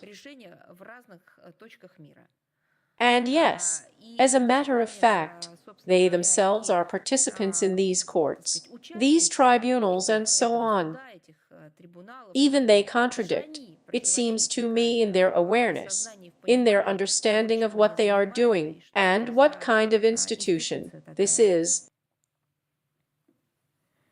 Thank you, yes. One more question. The European Union is seriously discussing plans to seize ships allegedly connected with the Russian Federation in the Baltic Sea. But Putin's so-called shadow fleet is called about them. In other words, in fact, we are saying now that the legalization of piracy is being prepared. Here is our question. What are Russia's retaliatory actions in case such piracy actually begins, and can we assume that this action is such a provocation of military escalation already between Russia and NATO countries? Well, again, I repeat once again that any attempts to interfere with the established order of navigation in the Baltic Sea, restricting the freedom of navigation of our vessels under fictitious pretexts, will not lead to anything good. And, of course, all this is obviously a global provocation. In this context, let me remind you of the special mission launched by NATO in January, which they called the Baltic Sentry. Why did they come up with all this? They do not need this to ensure security in the water area, and they wanted to cover it with this motivation, but solely to deter Russia in the region, to complicate transport links between the subjects of the Russian Federation. We believe that the buildup of the NATO grouping in the area of active shipping will lead to a sharp increase in unintended incidents, and the desire to control traffic flows will seriously affect international economic relations. But actually, is there anything new in this? Nothing just changes. Wherever the NATO flag appears, we should expect an increase in confrontation, an increase in tension, possible actions to seize ships associated with Russia from a legal point of view, in particular, in the context of the Unconvention on the Law of the Sea of 1982. Cannot be interpreted as acts of piracy. They will constitute a violation of the norms of international maritime law concerning freedom of navigation. The stopping of foreign vessels, their inspection, and detentions outside the territorial sea are possible only on a specific list of grounds. Interference with the entry of courts, due to other reasons, is unlawful. Therefore, I repeat once again that we have already given these general comments, and then we will simply monitor the situation that is developing in the Baltic Sea and in other parts of the world ocean, and we will react depending on the specifics. Because I say again, well, there are so many situations, so many details that you need to pay attention to. Thank you. And in conclusion, in your opinion, in connection with the loss of our positions in Syria, will military technical assistance to African countries weaken, and what steps Russia can offer or will take to prevent our relations with Africa from weakening or coming to naught?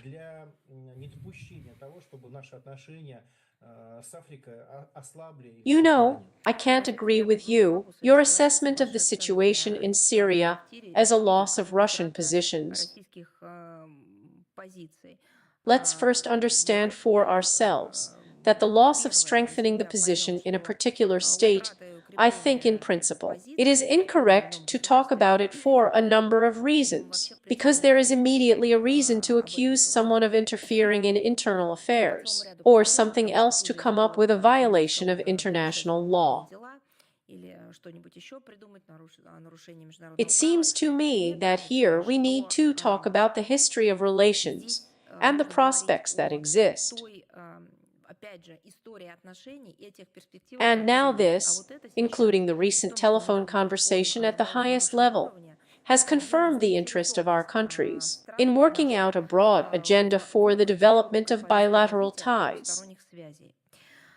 As for the weakening, as you said, of interaction with African partners, I think that such a trend is even close to being observed.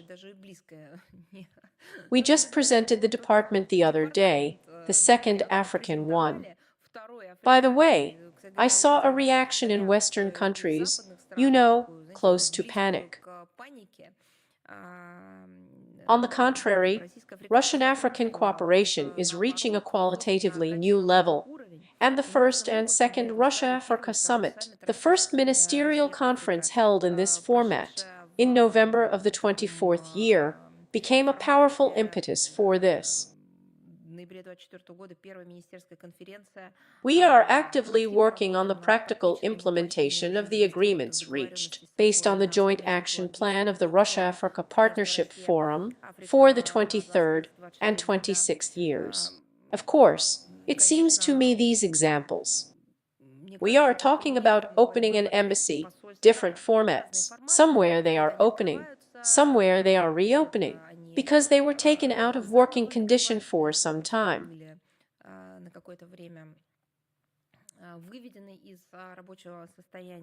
Now, with regard to the military technical sphere, we are providing assistance and continue to provide assistance to the security and defense capabilities of African states. Therefore, it seems to me that we also regularly inform you about this, so I fundamentally disagree with the formulation of the question. Thank you very much. Thank you.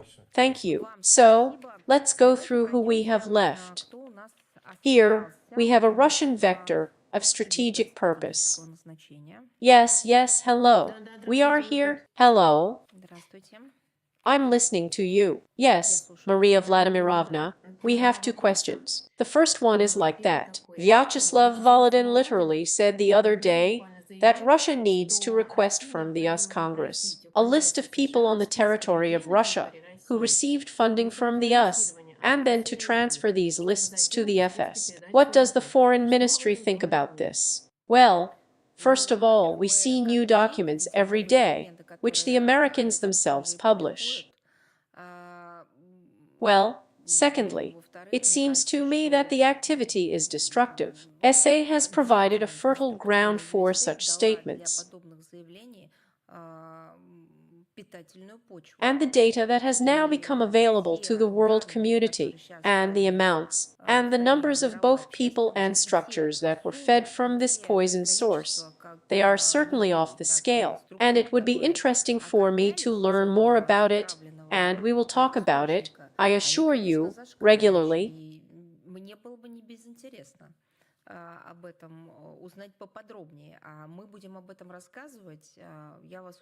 Because for one simple reason. Because then, when it was the 12th year, Russia took appropriate steps to expel this fetid apparatus from the territory of our country, instead of tacitly accepting, well, with understanding of our position. Washington then threw a tantrum. They accused us, they hounded us, they once again threatened with all measures, but we were right. And now it turns out that the Americans themselves are talking about it. Therefore, no, once then they staged such a long-playing tantrum. I remember Hillary Clinton choking all of her endless aides and advisors. No, we will take this topic seriously, tell it, follow it, and give examples, and so on. And it seems to me that such lists are there, I don't know. Such information would be more than welcome.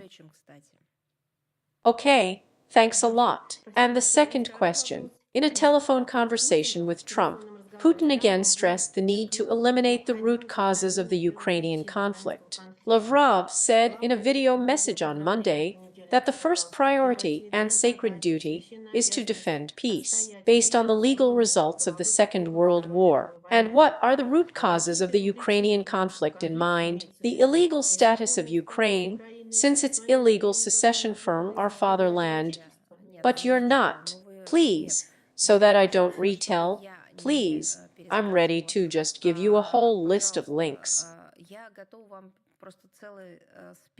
We will definitely do this and post it in the text of today's briefing, where the Minister of Foreign Affairs of the Russian Federation, Sergei Lavrov, the president of our country, discussed this topic in detail. Well, actually, everything that happened was the persecution of Russian speakers, the destruction of the language, the rewriting of history, the derogatory attitude towards the ethnocultural identity of people who identify themselves as Russians, lived on the territory of Ukraine, continue to live there.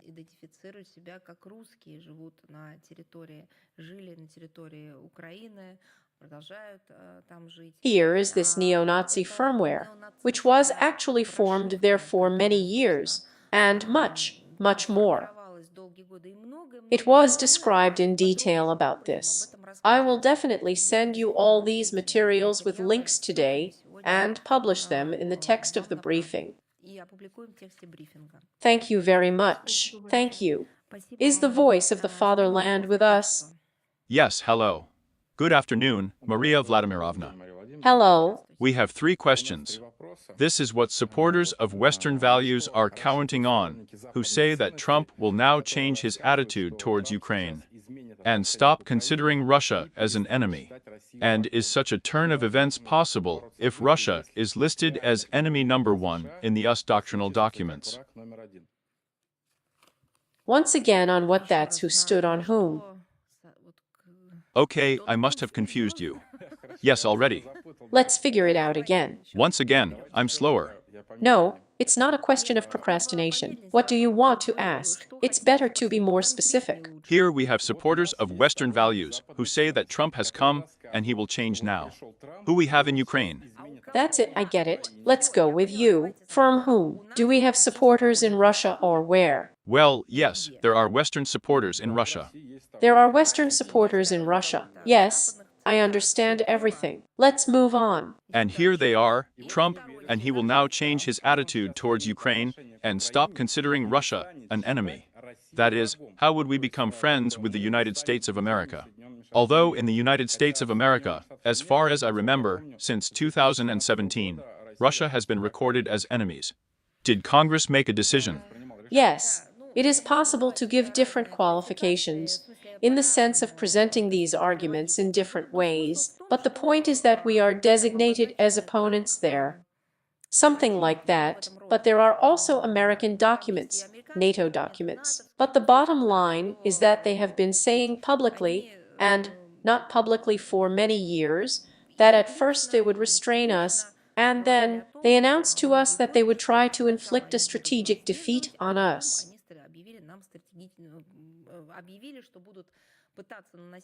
It was said publicly. And you know what I want to say? This is a very interesting, deep, very lengthy question, for one simple reason. I do not know where to even start, because there are so many problems in the United States of America, which, by the way, they are now openly saying that they would like to cope with their problems. And it seems to me that America's main enemy is their own problems, which they are now beginning to sort out, like, sorry, stale, dirty laundry, and many even turn away, because it is impossible not to see it. And it's impossible to just transfer what skeletons are found in their own closets. Therefore, this is if we talk theoretically. The second point, we've seen different periods. We have seen when it was written in American doctrinal documents that it might even be necessary to interact with Russia, but in fact the attitude was different. And the expansion of NATO, and not the abolition of discriminatory restrictions on trade. Remember, it seems that at meetings at negotiations, they said that we have a great bright future, but the Jackson-Broome Amendment was never cancelled. Remember this anecdotal situation when the Jackson-Broome Amendment was adopted, that the Soviet Union does not allow Jews to leave the country. Then many even returned, but they did not cancel the amendment, and at that moment, when everything was already overripe, when it seemed that our business was actively developing, and was stumbling over this amendment all the time. And it seemed that everyone agreed on this amendment. Instead of canceling and forgetting it like a terrible dream, they literally changed it to the Magnitsky Law. That's where, in my opinion, you can see if a month has passed or how much. Well, right there it was just practically screwed on for replacement, and it already contained the first, so to speak, sanctions measures and so on, measures of influence and so on, sanctions lists and so on. That is, sometimes it simply contradicts what is written down to what actually exists. The third point. It is necessary to treat the American leadership as the leadership of another country with its national interests, with its political vicissitudes, and so on. And, of course, we need to rely on our own development, as the leadership has repeatedly said, and our own national interests. We see, so to speak, an adequate reaction. We see realism. We see a desire to interact. We are always ready for this. We see a different approach in practice. We also perceive it realistically. I would like to add this to yours. My answer is complete. But the communists of the communists in the United States have always been considered enemies. And they, as far as I know, have not changed the legislation, and they still consider communists as enemies. In other words, the US does not change its policy. If she said that Russia is an enemy and documented it, then this is how, according to international law, it turns out that the US law is already considered higher. And as it turns out, we are now documented enemies of them. And we have no enemies in Russia. There are no enemies. There are bad countries. Have you completed it? Yes. Thank you very much. Is this an addition to the question or to the answer? I mean, the US policy. I don't see any change here. In other words, is there any possible change in the dictatorial documents in your opinion? The change in rhetoric was obvious. Please excuse me, but it's still necessary to see and hear obviously. There are changes in the rhetoric, but you can't help but admit it. There are changes in the analysis of what is happening both inside the United States and in the world from Washington. They spoke directly and openly and brought more documents. So we talked today. They said that the previous administration interfered in the internal affairs of other countries. They just openly showed how much it cost them. They said that the situation in Ukraine was provoked by the Biden administration. It was also said. It was said that they were not going to claim world unicentric rule there too. It was said.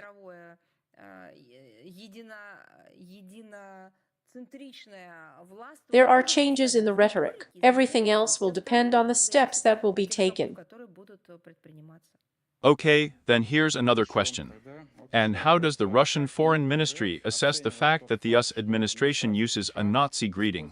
Well, or at least, the gesture looks like a Nazi greeting on the air, which was demonstrated to Elon Musk. I think you have also seen the statement he made following the results. Did the Russian Foreign Ministry react to this in any way? Why should we, the Russian Foreign Ministry, have a relationship? Well, that is, it was like a gesture or... This, first of all, it seems to me, you should get an answer from the side that it was. The other side said, it's not even the state, it's a representative of the administration. I don't remember. But at that time he was already appointed or not, it doesn't matter. But this is a man from the other side. You will get an answer from him that it was. Guess for him, and come up with some answers.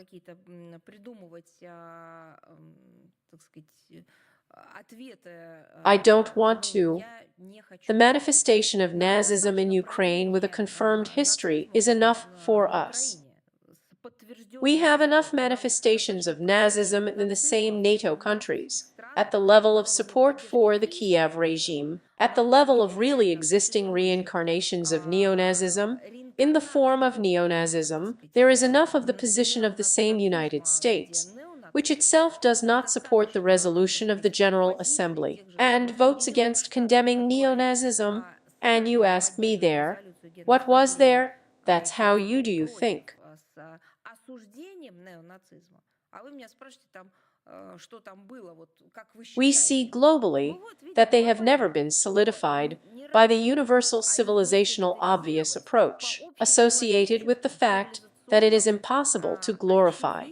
It is impossible to glorify Nazism. This is the problem. And not that someone did not do something separately there.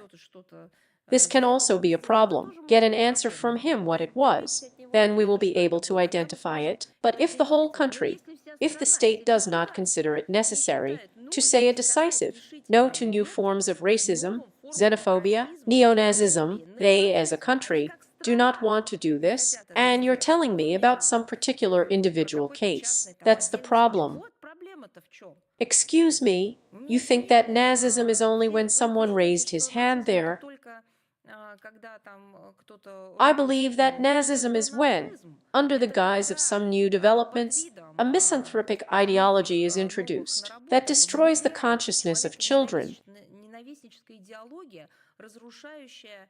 I think this is also the neo-Nazism of today. This whole gender thing, this whole new normal thing, this whole segregation on the principle of who is exceptional, who is not exceptional, this is a manifestation of this most destructive misanthropic ideology on the scale of an entire state. And we're talking about it except now. We've been talking about it all these years where you've been. Yes, I absolutely agree with you, Maria Vladimirovna. Well, finally, I'm counting. What? America now. One last question, if I may. America is now cleaning up the consequences of the work of this bad organization here. Can the Ministry of Foreign Affairs of the Russian Federation give an expert assessment of the harm from the activities of this organization and its impact on the creation of our Constitution of the Russian Federation, since it is known that this organization was involved directly after all?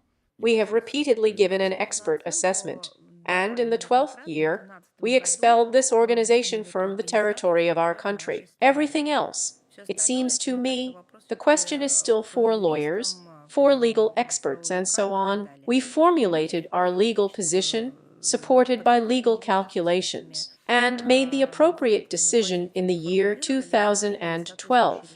And then they just commented on the harmfulness of this organization. And there in the 12th year, when the assessment was issued, was there some kind of assessment of the impact on our Constitution? There was an impact on our domestic policy in general, not only on some individual components, but on the whole, that they are not doing what they should be doing. Everything is fine, thank you very much. So I'll clarify again. Rudev, if he didn't show up, Soel Maiden, then that's it. Is there no more? Or did I miss someone? Embassy Life, one question. Who? Who are you? Polish Life. Yes, great. I'm listening to you. Yes, good afternoon, Maria Vladimirovna. Hello? We have a question. An hour and a half of conversations between the two leaders, the whole of Europe shuddered. Scholz is already ready to declare an emergency in Germany. Like you, do you see how tolerant you are? I don't think they flinched. It seems to me that there are some other physiological processes there. More realism. Comments on the reaction of Western leaders after an hour and a half of conversations. That is, we haven't done anything yet. They have already, as it were, everything already. What is the question? How can you comment on this reaction of Western leaders? In other words, it's not important from the point of view of what they experienced when the two leaders had a conversation. This is important in terms of what the root causes of their current condition are.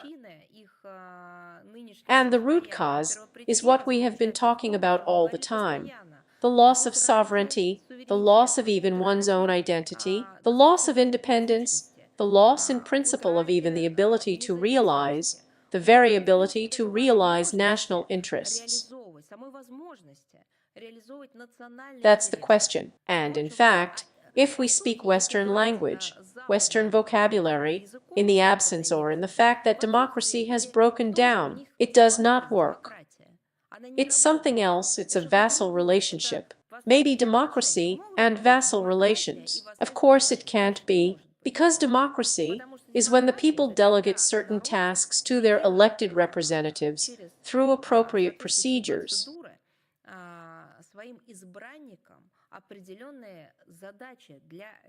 And those to whom these rights and this responsibility are delegated must act in the interests of the people. That's what democracy is. It can be different, some kind of antique, already at the present stage, supplemented with traditions, national characteristics, in combination with some things, but its main engine is just that. If you look at the countries of the European Union, there is everything there: political technologies, intrigues, scandals, some kind of dirt. There is no main thing there.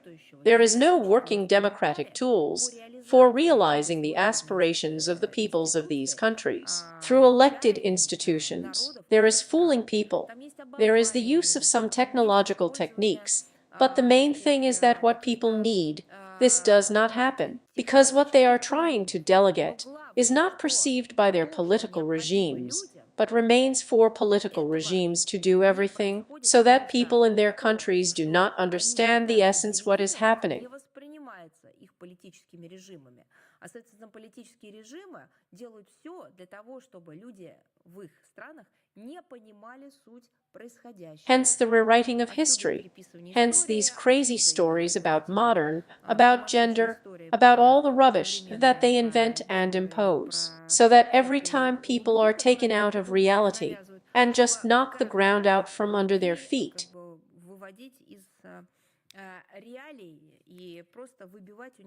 That's what is the root cause, that's what's scary, that we are talking about entire states. In general, many of them have an ancient history, which themselves gave the world the concept of democracy, and, by the way, were the birthplace of world religions.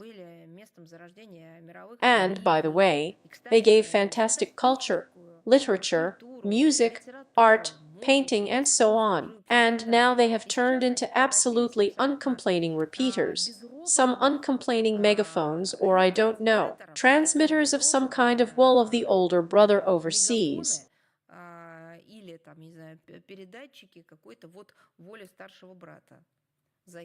That's it. Thank you very much. Have a nice day. See you soon. Well-being.